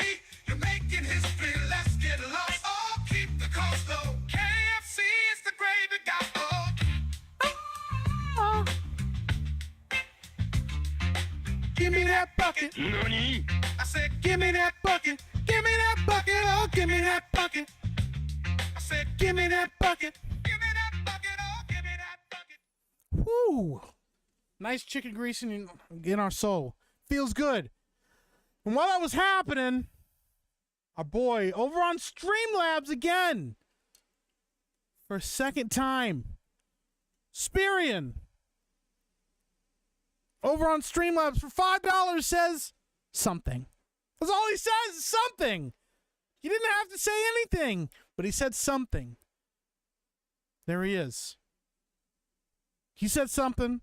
And then over in YouTube for $10 old Renaissance boomer. Never back down, never what? Never give up. Never back down, never what? Never give up. Let's get it. Let's go. Thank you so much, old Renaissance boomer. And then over on Kick, Doug B. Subscribed. I appreciate you, Doug B. 5 months.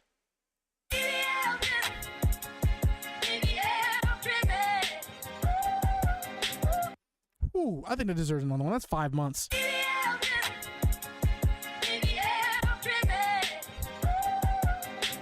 Woo! Thank you guys. I appreciate you. I appreciate the support. I cannot thank you guys enough. All right, we got games to play. We'll get back to it, but I appreciate the hell out of you guys. Damn. Y'all out here just fucking making me a little teary-eyed, getting me a little emotional. Okay, I feel it. I appreciate you guys. This is never required. All right, so this chick is sleeping. I don't know what she needs. Will you let her drown in your despair? in your despair. Or will you sheathe your hate and ask them? Emotional damage. I mean, always, bro. What are we doing? I gotta find medicine for her. Okay, we gotta find medicine. If you guys haven't played this, so this game is like it's a shooter. It's a third-person shooter that's based around like mobility and combat. So like, you know, you get weapons, you get swords, and then there's like a parkour system built into the game. You can climb walls, like I'll show you guys. You can climb walls, you can dodge around shit, you can like climb on walls and dash through the air and stuff like that. That's kind of like the gist of this game. And then it's about leveling up and collecting weapons. And then in the game itself, these characters are called frames. And your character is like a pilot that's piloting these frames. And you collect the different ones, they all have different abilities and stuff. And part of the fun of the game is collecting these, but also part of the game is not just collecting frames, but also like there's actually a storyline in the game too. I haven't played Warframe in years. Is it worth getting back into? I think so. It depends on when the last time. No, it doesn't depend. There's a lot of content. Warframe has added a ton of content to the game in the last few years. It now has crossplay, so you can play with anybody. It's all kind of one together. Warframe has changed a lot since I last played. Yeah, it has changed a lot. I fucking love Warframe. I've had a blast with it. I played it since it first came out, and I remember when they overhauled the system. But I've played a lot of it, and I've always had a good time with it. So, oh shit, we got a scythe, and we've got fucking dread. Okay. You delay. You do Hate reaping spiral. Oh, that's rad. save through your own stubbornness. Okay, we got this is a mission where I gotta steal shit.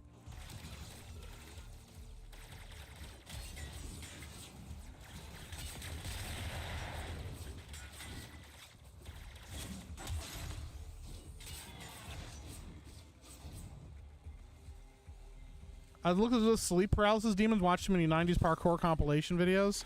I mean, you're not wrong.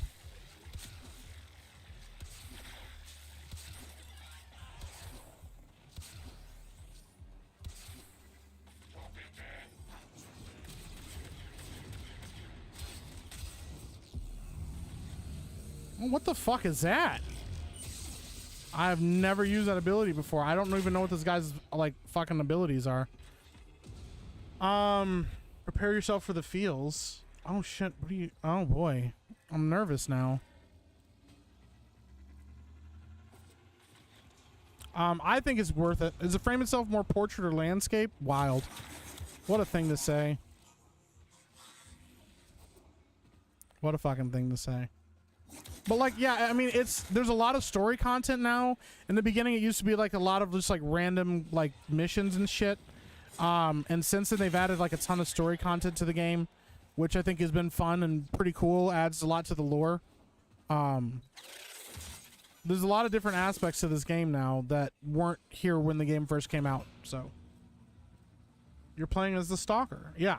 It took me a second though, because I've never played. I don't remember what his abilities are. Let me see here. Teleport to a target and perform a finisher. The finisher kills the target. Stalker regains a portion of the target. Stun a target when the target dies. A portion of the damage dealt to the enemy to the target dealt to other enemies. Cast a shadow that stuns enemies. Okay. And absorb incoming damage and cast it back to the energies in a barrage of energy projectiles. Okay, so we can teleport. We can teleport. We can stun. And then we can stun and obscure vision. Okay. Oh, fuck me. Oh, fuck. What the fuck?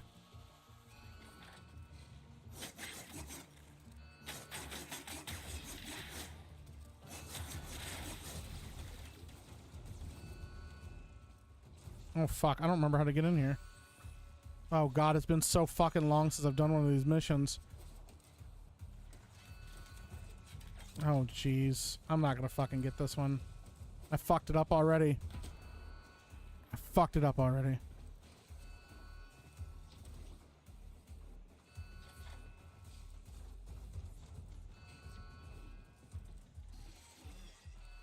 God, it's been so fucking long since I've done one of these fucking missions. Alright, I'm gonna have to go to fucking Sample B. It's because you can't play as a Stalker. He's the guy that usually invades and tries to kill you. Oh, that's right! Yeah! I know you. I remember that now. Damn.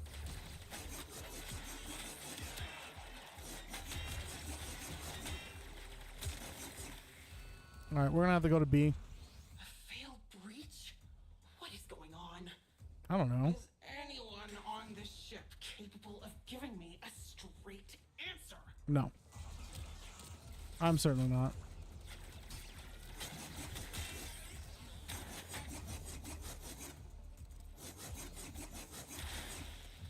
Energy projectiles. They want our energon.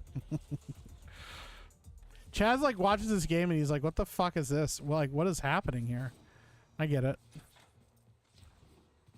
It makes more sense when you've played it a while. I look like Hillary Clinton on meth. Damn. Wait till you get older, Meek. Oh no. I don't want to grow up. I'm a Toys R Us kid. It's too late. I'm already getting old. Older, I should say.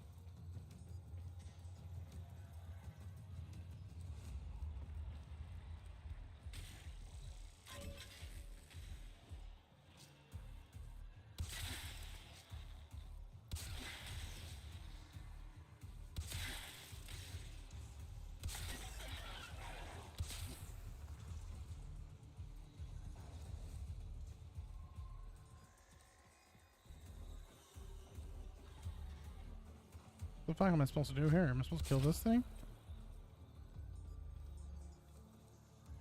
Huh.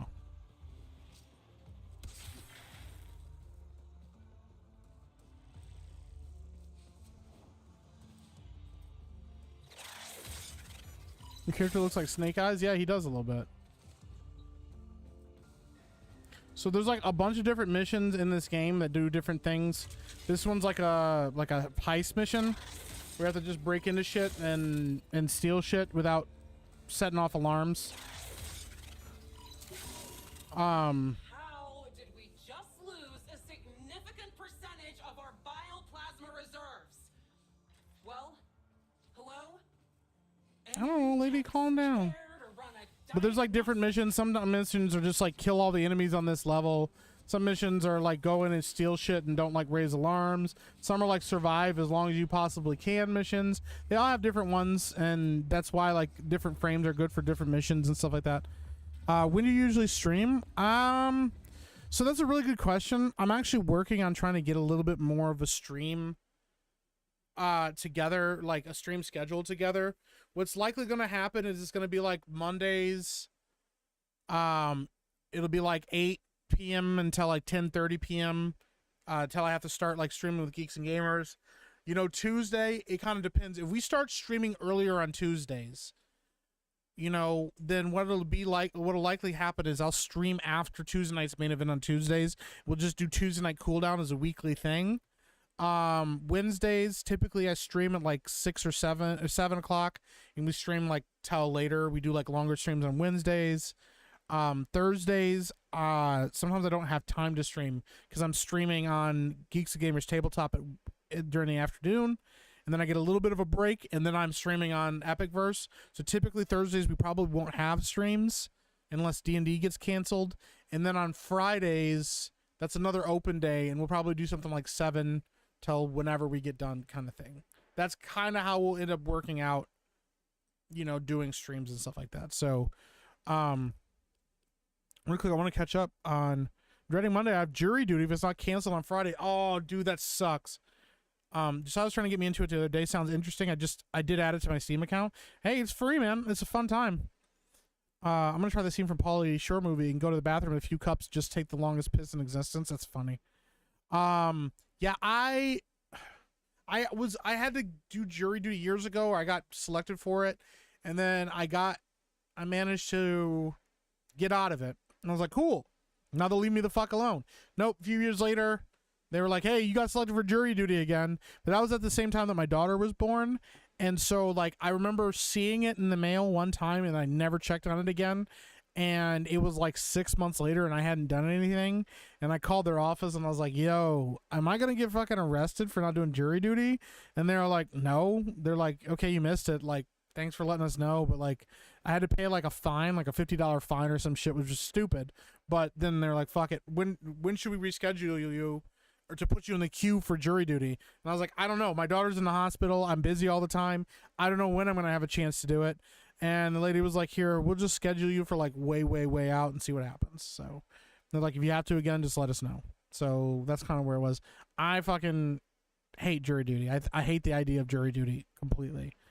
Mike, I'd like to get you on a game stream sometimes. I'll see you in a DM with details. Yeah, I'll see what I can work out. I am always so fucking busy, and I've always got like so many fucking requests to do streams. I'll try to. I know we did Helldivers together once. I don't even have Helldivers on my computer anymore because I have so many other games I have to get to. So I'll see what I can work out with you, Horny Elf, for sure. But I'm just always so fucking busy, bro. Your jury duty is your duty as a citizen.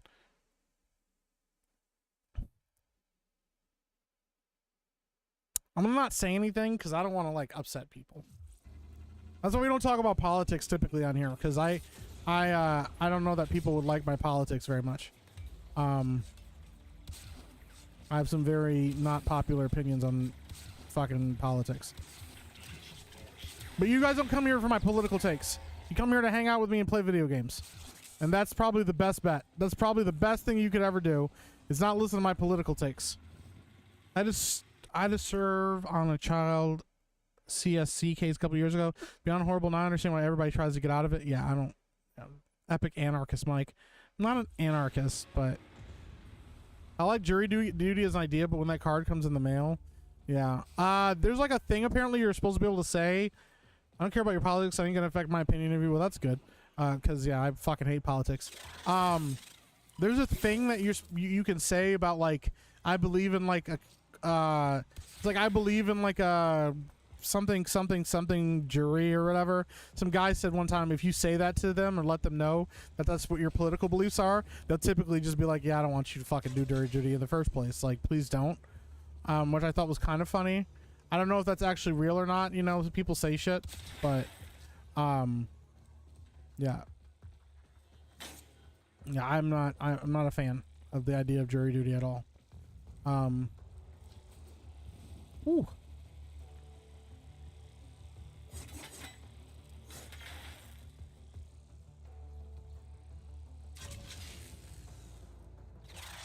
Grew up in the 90s when people agreed to disagree. That's true. Be cool if I got sequestered. I love sleepovers. I mean, hey. Make it spicy, Mike. I had to call in to see if I was going to serve. Was not ever called to appear for my week of being on call. Interesting. So I totally want to hear your takes on jury duty now. I have surgery on Tuesday, and it sucks for me because I have lupus, and they have to do all this crap prior to where I have to stay a night before and stay a few days longer. Dude, that sucks, man. I'm sorry to hear that. I hope your surgery goes well. Listen, I'm praying for you. I hope your surgery goes well. I hope that you recover quickly, and I hope that you barely feel any pain. I hope your recovery is a super smooth. Okay, and we'll be streaming, so we'll be here. We'll be around, so you can jump in and watch. Anytime I'm streaming, you're always welcome to jump in. I heard there are tons of ways to get out of jury duty. There are. Yeah, I'm not a big fan of the government. Yeah. Come in there with a MAGA hat, you probably get dismissed. Maybe, yeah. Yeah, man, I just, a big part of it, and this is very unpatriotic of me, I know, but part of me feels like the idea of duty to your government, to an extent, maybe makes a little bit of sense, but there's also a lot of, the fact is, like, the government is supposed to be a servant of the people, and there's a lot of shit where the government does not serve its people correctly. You know, there's how many levels or how many, you know, there's how many situations where the government, you know, unfairly tries people and doesn't care about things like juries, where they, you know, fucking rig political shit. Listen, the government's fucking stupid, okay? And it fucking sucks. And as much as I am a citizen of the United States because I was born here and stuff like that, the idea that if you don't do this civic duty to your country, but your politicians and your fucking congressmen and your senators can absolutely shirk their duty, and they can pass policies and attempt to pass bills and things like that that are not representative of the people that they serve. The fact that they can lie and cheat and steal their way to millions of dollars, that the fact that they can do insider trading, make millions of dollars on the stock market, but then will come after your ass for any kind of discrepancies. The fact that they can be elected to that the fact that even local elections can be situations where, like, and this happened somewhere here, the county prosecutor basically would tell people when they were running against him, he'd send letters in the mail to them letting them know they needed to stop running because this was his domain or his jurisdiction. And then people would talk about how he would dig shit up on them, and people would come and harass them at their homes and all this stuff, and not a single fucking person could do a single goddamn thing about it. And then my government's gonna come to me and tell me it's your civic duty to do jury duty, and if you don't fucking do what we tell you to do, we'll charge you, we'll fine you money, or potentially put you in jail and ruin your fucking life for not doing something that we demand that you do. Instead of saying, hey, if you do this, here's the reason we think it's important to do this. We have resources available to help it and make it as easy as possible for you to do. And if you don't do it, you know what? Just like you're not required to vote in the government or not required to do certain things, we're not going to require you to do it, but it would be good of you to do it because this is why the reason is. Instead, they go, hey, you got to do jury duty, and if you don't fucking do it, then we'll make sure to punish you for doing that stuff. And I think that that's bullshit. I think that shit that sucks. And I just saw Brodeman said 3 times I've been called in, I didn't get picked. They cut me a $30 check and I went on, and that's fair. I respect that. I absolutely, you know, if you didn't have a bad experience with that, but I also think that it's really predatory to demand that citizens participate in something and say, hey, listen, you know what? Because they can say all day long, listen, you can't lose your job for having to do jury duty. You tell your boss, I got to go to jury duty. There's no, you know, blah, blah, blah, blah, blah. You know how many fucking bosses don't give a shit about that stuff? You know how many businesses don't give a fuck about you having jury duty and will find some other fucking reason? Because remember, they don't need a reason to fire you. Okay, so then they can just be like, man, I don't know, you know, you come back from jury duty like, oh man, while you're gone and now that you're back, your performance really isn't up to snuff, and then you get fucking fired. You know, shit like that. Like that shit can really disrupt people's lives. People are already having a hard enough time without the government interfering and telling them what they should or shouldn't do with their time. And if they don't fucking do it, then you're gonna be charged money for it, because that's all that they know is, how can I take more money from people? How can I take more money from citizens? Because they know that money talks, and what it does is it's a fear response. It's not a, hey, listen, this is a civic duty and we really appreciate you doing it because we need your help and we need you to do this thing, and there's good incentives. I know you can get paid for jury duty, like it's like nickels on the dollar or whatever, but like saying like, hey, taxpayer dollars go towards helping, you know, make sure the people that get jury duty are well taken care of. It becomes a service that you want to be a part of and want to participate in, even when it's a bad trial or difficult trial or a small trial, but it's not a disruption to your life. Versus if you don't do this, we're going to charge you money for it. And we're going to make you feel that fear response, especially if you're somebody that is low or not well off or is poor or whatever the thing is that you have going on in your life. And so we're going to make demands of you. But if you ever make demands of the fucking government, whether it's state or local or federal government or local government, they'll tell you to get fucked. They'll be like, you don't get to make demands of us. Who the fuck do you think you are talking to us like that? We don't serve you. You fucking work for us. That's the way a lot of these people feel. Now, there are some people that are public servants and believe that they're public servants and act like they're public servants. A lot of times, the best time to ever pressure a politician for anything is during election year, because they will do things and move heaven and earth for your fucking vote and shit like that. But I just think that that kind of shit is really fucking predatory. It's part of the reason that, like, and this is a hot take that I know a lot of people don't agree with, it's part of the reason I don't fucking vote. Because guess what? They can tell you all day long that your vote matters, and maybe my vote does matter to an extent, but also I don't particularly like to participate in an electoral process that tells me that a third party vote is actually a waste of a vote, because third parties are never going to ever make it or become an actual possibility. It's a two-party system. That's how we do things. And if you want to waste your fucking vote and make sure that the side that you most lean towards or agree with is going to fucking lose, then go waste it on the third fucking party. And then the idea that if you don't vote, you don't get an opinion, like, go fuck yourself. Not voting is a fucking opinion of the government itself, of the electoral system itself, of how I feel about people that get elected to fucking office. I even think that the process of elections is so fucking corrupt and broken now, and the way that you hear about and look at, if you go look at a politician, go look at fucking senators, brand new senators and congressmen, and how much time they spend of their day and of their life making cold calls and pushing propaganda to get elected for another year or get elected when it comes around election time, you would be blown away at how little they're actually doing their jobs, because they're too fucking busy worried about trying to get electoral votes. And then they take younger congressmen and junior congressmen and people that are brand new to this governmental system, and they say, you got to pay your fucking dues. So you know what you need to fucking do? You need to go sit your ass in a fucking office somewhere. You need to fucking cold call people for me to make sure that they know and the propaganda's out there that I get revoted in, okay? And instead of doing my fucking job, I'm gonna go make sure I give myself a fucking raise while my citizens in my district suffer or are having a hard time, and I'm gonna pass new fucking laws that don't help anybody, that you know, pander to a specific demographic that I think is important to me, doesn't actually help that demographic and makes them actually far more reliant on the government than actually helping them out, instead of like actually investing in infrastructure to help people. I live in an area, and you know, Rough Night and Mrs. Rough Night can attest to this. We live in an area that saw massive governmental upheaval because they don't care about their citizens. They're not interested in helping their citizens, and what they're more interested in is getting people relying on the government. Okay, we live in an area that was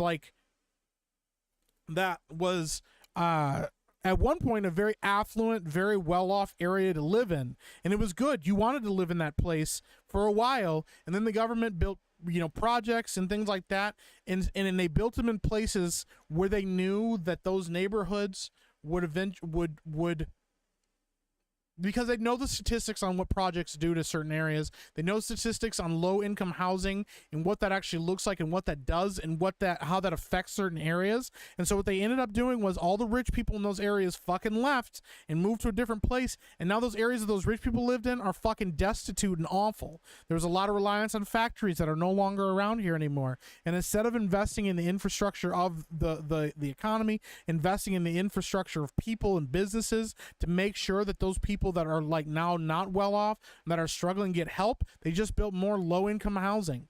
And they just built more things to help poor people that don't actually help poor people and keep poor people in a terrible, awful system. Okay, and it pisses me off. And like, this is like a very minor rant about a lot of the stuff that I feel with the government in the first place.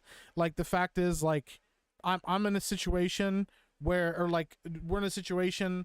You know, at one point the government said, you know what, these people are allowed to have an opinion, and these people aren't allowed to have an opinion, and we can decide that, and then somebody voted to make that an opinion, you know? Like, the government could take all that shit away from you in an instant if they really wanted to. They act like they won't, and that they couldn't do that. They absolutely could.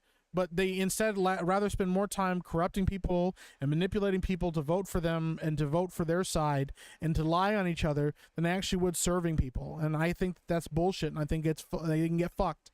And so when people come at me and say, well, you should vote, it's important, it's your civic fucking duty, I'm like, I have no fucking loyalty to this government. I have no reason to fucking serve them or help them in any way, shape, or form. And I don't give two fucks about it, because you could tell me that my vote doesn't matter, then I just don't fucking vote. And then if you want to bitch and complain about me not voting, well, guess what? Then that's my fucking opinion, and that's my decision. You know, I don't have any problem with anybody wanting to go out and vote. You vote for whoever you want to, write in ballots for whoever you want to. If I ever feel strong enough about a candidate that I think they deserve to get my vote, I'll vote for him. But that has not happened yet. I have yet to see a candidate that has ever stepped into office that I thought was worthy of my vote and worthy of my time. So.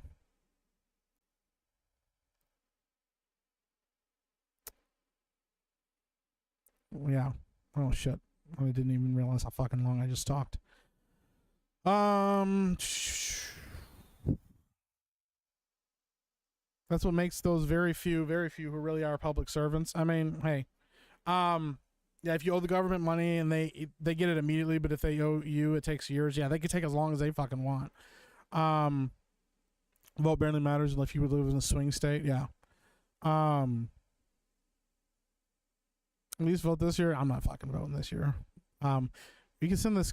You can send that card over here. I'll vote for you if you can. Wait, I'm on a list now. Guess it depends on my party. That's wild, bro.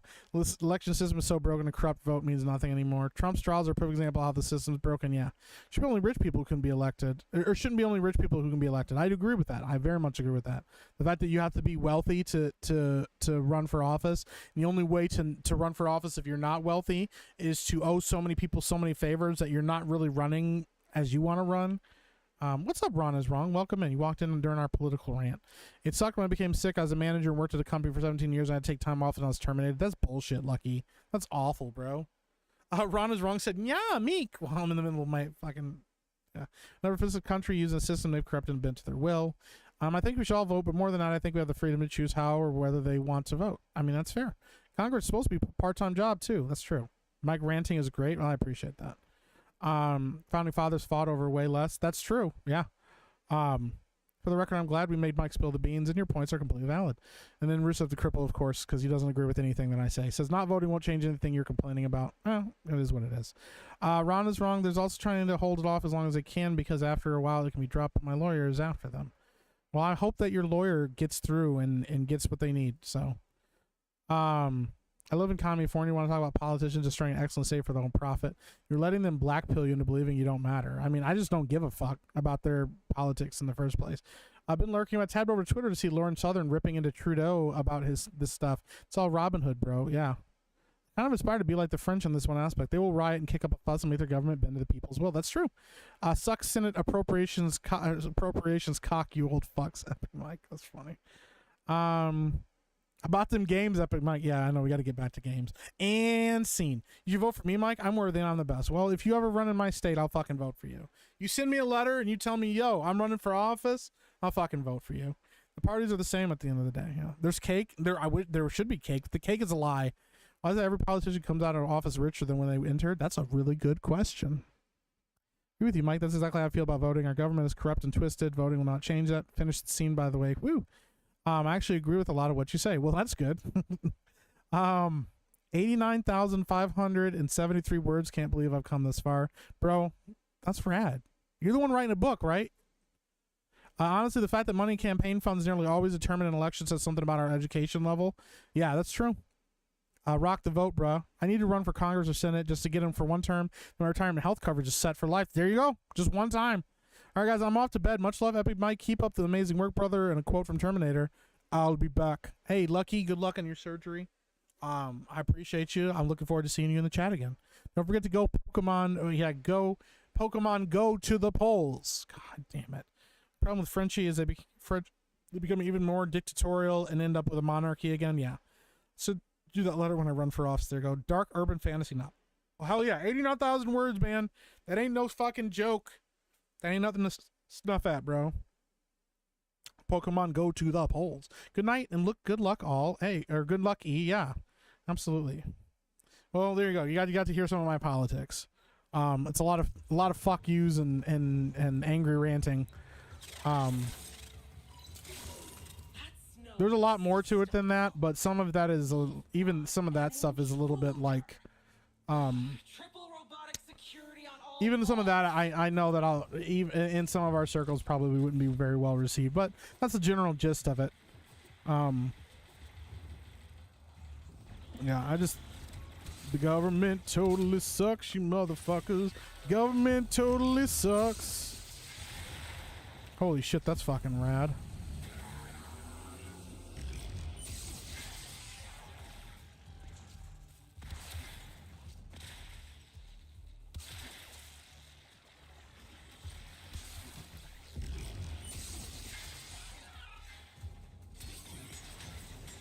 Smash the like button like it's a hot chick, yeah. Dude, Hill Dog quotes never get old.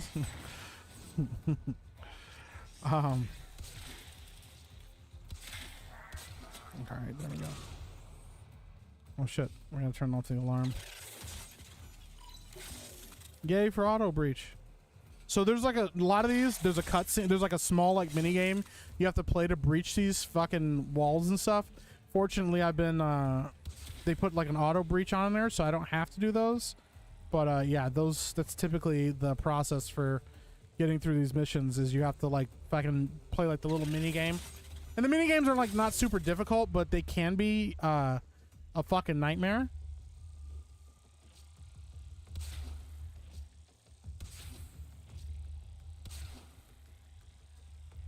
Okay.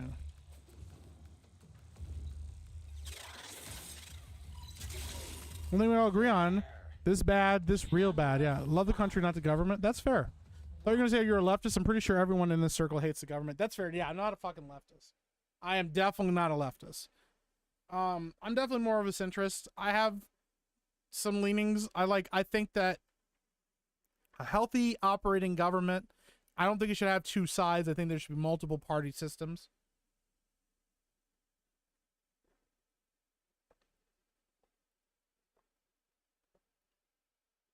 There should be a healthy balance between wanting to help your citizens and wanting to take care of minority like groups. When I say minority groups, I do not mean people by their color, based on their color, but I mean people in different socioeconomic groups. You want to be able to take care of the poor. I mean, the Bible talks about that too. And yes, I do think that some of that actually belongs on the church. And I think that churches should be more empowered. And I don't mean empowered by giving governmental power. I mean, they need to talk more about it and be willing. And I know churches that do. So that's not to say I don't know churches that do. But there's a lot of churches out there that do help poor and do help less fortunate people. There's a lot of churches that don't. There's a lot of churches that use a fraction of what they make in the millions of dollars that they rake in tax-free to maybe pump some of it into charities. A lot of those charities they own, or a lot of the people that they help, somehow that becomes back to them. I think the churches should definitely be in charge of a lot of helping citizens, but I also think it's important for governments not to become so big and so large that they're not able to help their citizens and they're not able to see the plight of what's going on with their citizens. A good example is what we're dealing with right now in the government is they're sending money to Ukraine while, sending tax dollars to Ukraine to help Ukraine in their war against Russia, but like ignoring their citizens and ignoring all the shit going on in the world, which doesn't mean that they should be using their tax dollars to give to citizens, but it does mean that they should be not utilizing that money for other things other than American interests right now. And that is not an American interest. That is a selfish interest, governmental interest. So, what's your favorite book in the Bible? Mine's Romans. I don't know that I have a favorite book of the Bible. Galatians is pretty good. I like Galatians. Yeah, Galatians is pretty good. Best friends, right? Look, dude, the government can't be all bad. First they allowed KFC, then they allowed that song you play at the end of your streams. I mean, that's fair. Multi-party governments are even more corrupt. Yeah, but it's supposed to be like, at one point it was supposed to be just like, hey, we have differences of opinion, not we're at each other's throats. It's supposed to be like, we all work together, we just have differences of opinion, which is, you know, how that could have operated. But now it's like, no, we fucking despise each other. I was raised Catholic, but I'm not religious. Was a militant atheist. Was young, but now agnostic, and even I can see the benefit of the Judeo-Christian philosophy. It's a good thing. Yeah, there's something really interesting, and I've told people this that you know are even just agnostic or Gnostic, and just say like, yeah, if you look at some of the wisdom in the Bible, just look at some of the tenets that Jesus talks about. Treating others like you want to be treated, things like that. You'd be surprised at applying those principles to practical day things, and even like in like the Old Testament, like some of Solomon's advice and stuff like that. Some of that wisdom, if you apply that to your life, you will actually see benefit, and you'll see dividends be paid in your life to doing certain things like that. There are certain truths to philosophies and approaches to things that are real. It's what it comes down to at the end of the day that differentiates is your faith and your faith system, you know. Local and state government should have way more power they currently do. The Fed shouldn't control so much. I do agree with that. Yeah, there should be a lot more power within the states, because that was the thing. People talk about this all the time. If you don't like what it's supposed to be, is if you don't like the government that you're in with the country in the state that you're in, you should be able to move to another state and go there and be part of that state. And you should not have to be extremely extravagantly wealthy to be able to do things like that. It should be easy. And in fact, there should be encouragement for some states to be like, I want citizens to move here. There should be states that have lower populations that should want citizens to move to their state and be part of that. I know there are some states that offer incentives like that, like Alaska does. There's other places, but there should be a broadening of like the way people move around and the states that we live in. There shouldn't be these massive clusters of people moving all into one place like that. But when the government realized that was happening, they realized it was an easy way to control people and make things happen and draw money out of people and taxes out of people, stuff like that. That's why people are moving out of California in droves now. Local and state governments, I just read that one. I believe in a higher power and Christ is real. I do not believe in organized religion that leads to corruption. I mean, I feel that. It's like, what did Paul say? Undefiled, pure religion is this, to like take care of the poor, take care of the widows and the fatherless. Let me see if I can find that.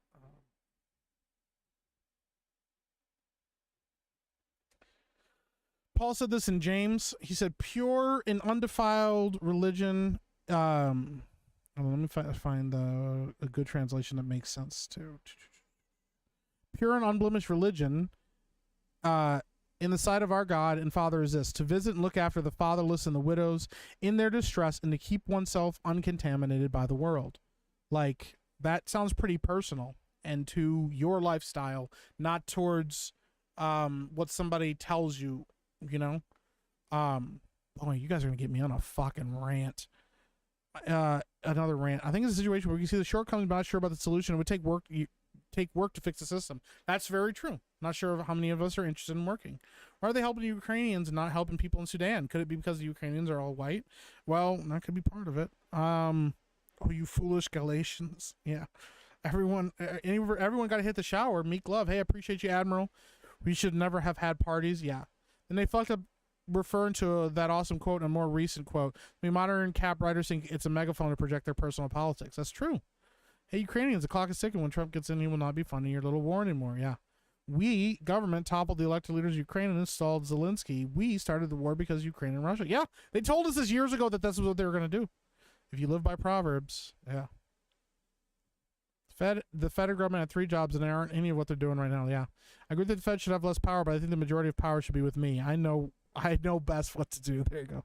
Bridges are totally not tax-free. Are not totally tax-free. It's most sales tax and property tax they don't deal with. That's true. My dad was a Lutheran pastor for 60 years. There you go. Yeah, I mean, that makes sense. Yeah. But the way some people use it is fucking awful. That's what I should say. Or James said that in James. Forgive me. James said that in James. Yes, you are correct. Forgive me.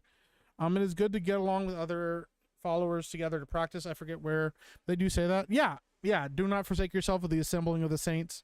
Yeah, because like the whole point is like iron sharpening iron. You be around other people that have similar beliefs to you and are just as, whether you're all studying at the same pace, you're studying at different paces or different experience levels, but you all sharpen each other because you're teaching each other, you know, things and talking about things that you believe in and stuff like that. And it's how you grow, because the Bible talks about everybody seeing in part and prophesying in part.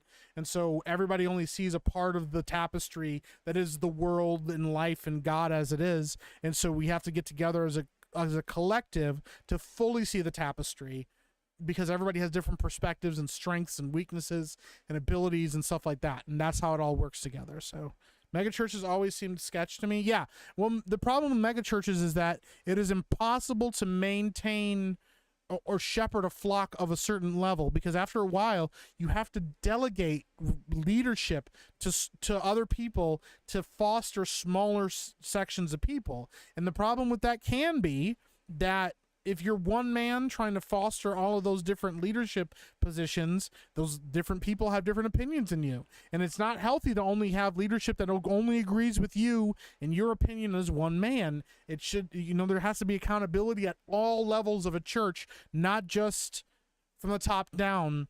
It has to be, there has to be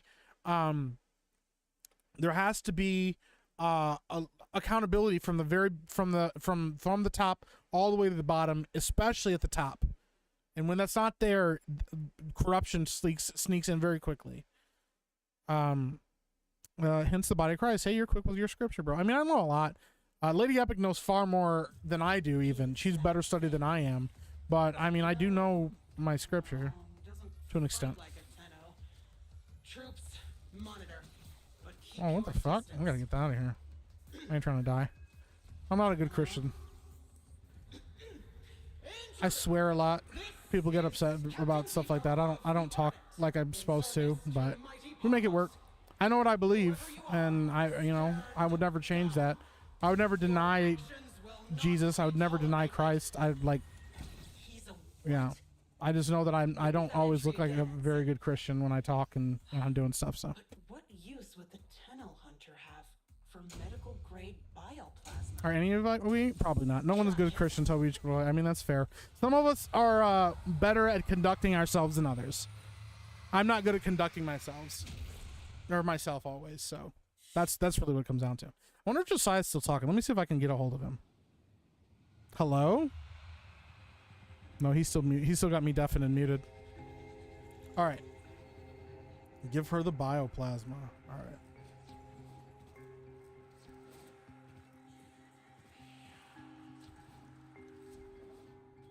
This mission was supposed to take me half an hour, bro. Good Christians act good, know them by their actions. I mean, that's fair. Jesus was pretty unconventional, dude. That's true. I conduct myself every night before bed. That's wild, dude. That's fucking wild. All our good deeds are as dirty rags in the sight of the Lord. That's true. From Jersey, profanity is part of my culture. Yeah.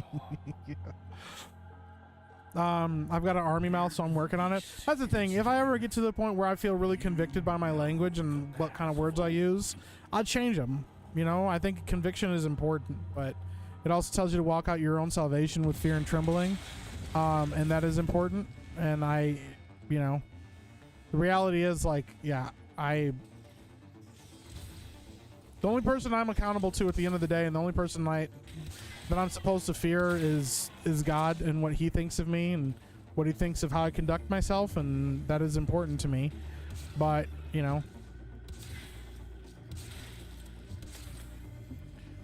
I don't want to live a life where I don't ever listen to anybody and only think that my opinion is correct, because that's not healthy either. I know that that's not a healthy way to live. It's not a healthy way to conduct yourself. And it can be pretty lonely because you're not supposed to be alone. You know?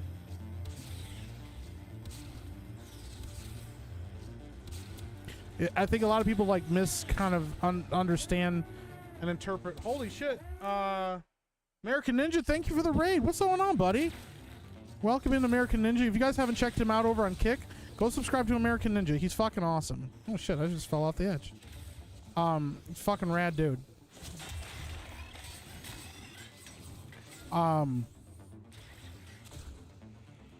Yeah, the idea of like man, it's not good for man to be alone, and the concept behind that whole thing, and a lot of people think that it's like exclusively just to like for marriages and stuff. It's not. It's kind of the idea is like we work better as a team. Humans work better as a collective, not as a singular point in time or singular point of authority. Yeah. Kind of one of those things, you know. Damn, it is 2 o'clock in the fucking morning. I probably should get going to bed soon.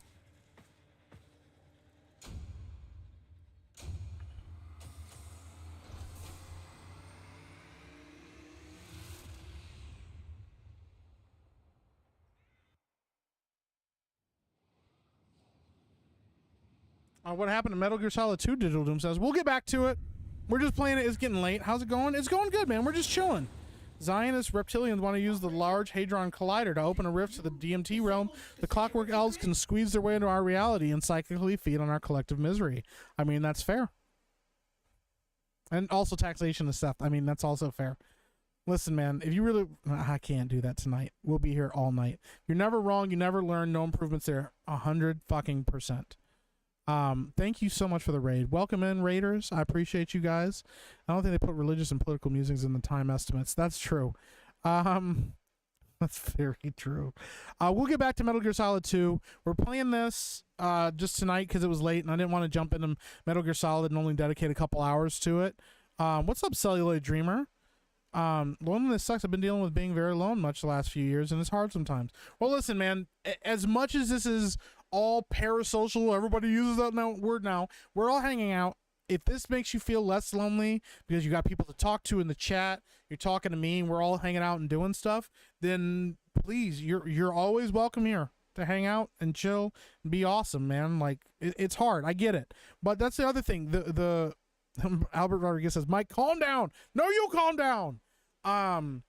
The beauty of like the internet right now is that we can connect in ways that we weren't able to before, and if we utilize that correctly, it can do things like eliminate loneliness as we understand it, because you can feel connected to people. It is still important to be connected to physical people too. It's important to get out of your house. People say touch grass.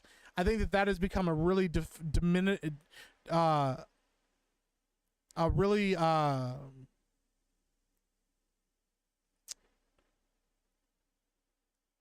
what's the word I'm trying to look for? It's become like an insult. It's become very diminishing of people's opinions, dismissive of people's opinions or what they actually need. But the point is to get out of your house sometimes, breathe fresh air and meet people and find physical friends. That is important. But if you're in a position or you're in a situation where you don't get to have that, well, being alone all the time and only watching television and stuff isn't healthy. But like, this is real time and real talk. I'm a real person. We can talk to each other in real life while we're only reading through texts. And that's what kind of, and we're not spending time together and getting to know each other like on a deep, intimate level, but it's still connection with people, which is better than nothing. And some people in real life do meet each other, make really good friends on the internet. That's how people sometimes connect. There's a lot of benefits to the internet if you do it correctly. The problem was when people only ever look toward parasocial relationships to get a connection, and that can be really unhealthy because we're so limited. Demeaning. Yeah, demeaning is the word. Yeah, just disconnect. Sometimes it's good to just disconnect and get out and be around people. But if you're busy or you're in a situation where you can't do that, you can't always be in that situation, and you shouldn't feel pressured. That's the other part of it too. Groups are important, but it's also good to recognize the importance of the individual. 100%. Fellowship is what the Bible says. Yeah, it's important. The chat is a place for a bunch of nerdy weirdos to hang out and feel a little less lonely. 100%, dude. I do not do the good I want to do, but the evil I do not want to do, I keep doing. Yeah, absolutely. I got my kids living with me, my writing, and my online peeps. All I really need, and some old school in real life homies, dude. That's kind of how my life is too. So, getting sunlight in your skin helps a lot. Yes, getting sunlight and fresh air is important. It is very, very, very important. Get sunlight, please. Drink water. Get sunlight. You say parasocial. Chilla's art games are interesting. Right, I'm with people all the time, but finding communities like this has been a great blessing. Not only because you are forced to read my jokes, but that certainly helps. Yeah, there you go. Do not take the hate from Chris's soundboard. Don't take the hate from Chris's soundboard, right? Their fucking fart sounds. I really can't wait to get to a meetup with y'all sometime soon. I'm hoping for MegaCon and hoping I'll be selling a book. Hell yeah, bro. Met a lot of awesome people online on the internet over the years, and I maintain relationships too with this day, and that's awesome. That's a healthy way the internet's supposed to work. Mike, is your Afro part of the space helmet poking out, glued on like a wig? What is going on? How do I not notice it until now? I don't know. You're just overlooking at it. You're over analyzing the space helmet. Otis assuredly heard something just now. You will not harm my operator. Out! Oh shit.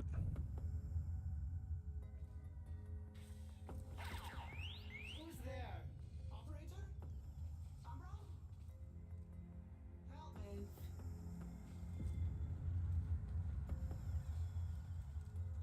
Whoever is there, step into the light. So this right here is like your like personal helper, Ortis. Into the light. He's like your, I don't know, spokes guy or whatever. He's like, I don't know, kind of your like personal helper. He's a weird dude. You like Shooty got one, say don't watch Doctor Who, go touch grass. So that's like your operator. He's the one that pilots. Things didn't go so well for him. He's like, this is Wait, Ortis. I don't think he's here. no, I'm not gonna give him the cornrows when he puts it on, right? Are you? Sometimes things are so mesmerizing that it's hard for our brains to take it in all at once, like Mike's hair. That's funny. If we have campfires in space, we can have afros in space, right? He drew shit by eye, yes. Like a ghost in Destiny? Yeah, but this actually came before Destiny did. So you kind of wonder who took it first. But yes, it's like a ghost in Destiny. He doesn't follow you off the ship, but he operates your ship. He operates your ship when you're not around. You're here for help? For a Warframe? Why? You hate Warframes. Unless... Is this one... like... you? Order scouts anything is left of their sanity. Bro, I do keep actually farting in real life. Claptrap plus ghost equals this dude? Yes, that's a good example. Funny, he says what they're so out of touch with what most people want to watch. Yeah, dude. I don't know what the fuck's going on with Doctor Who, but it's wild.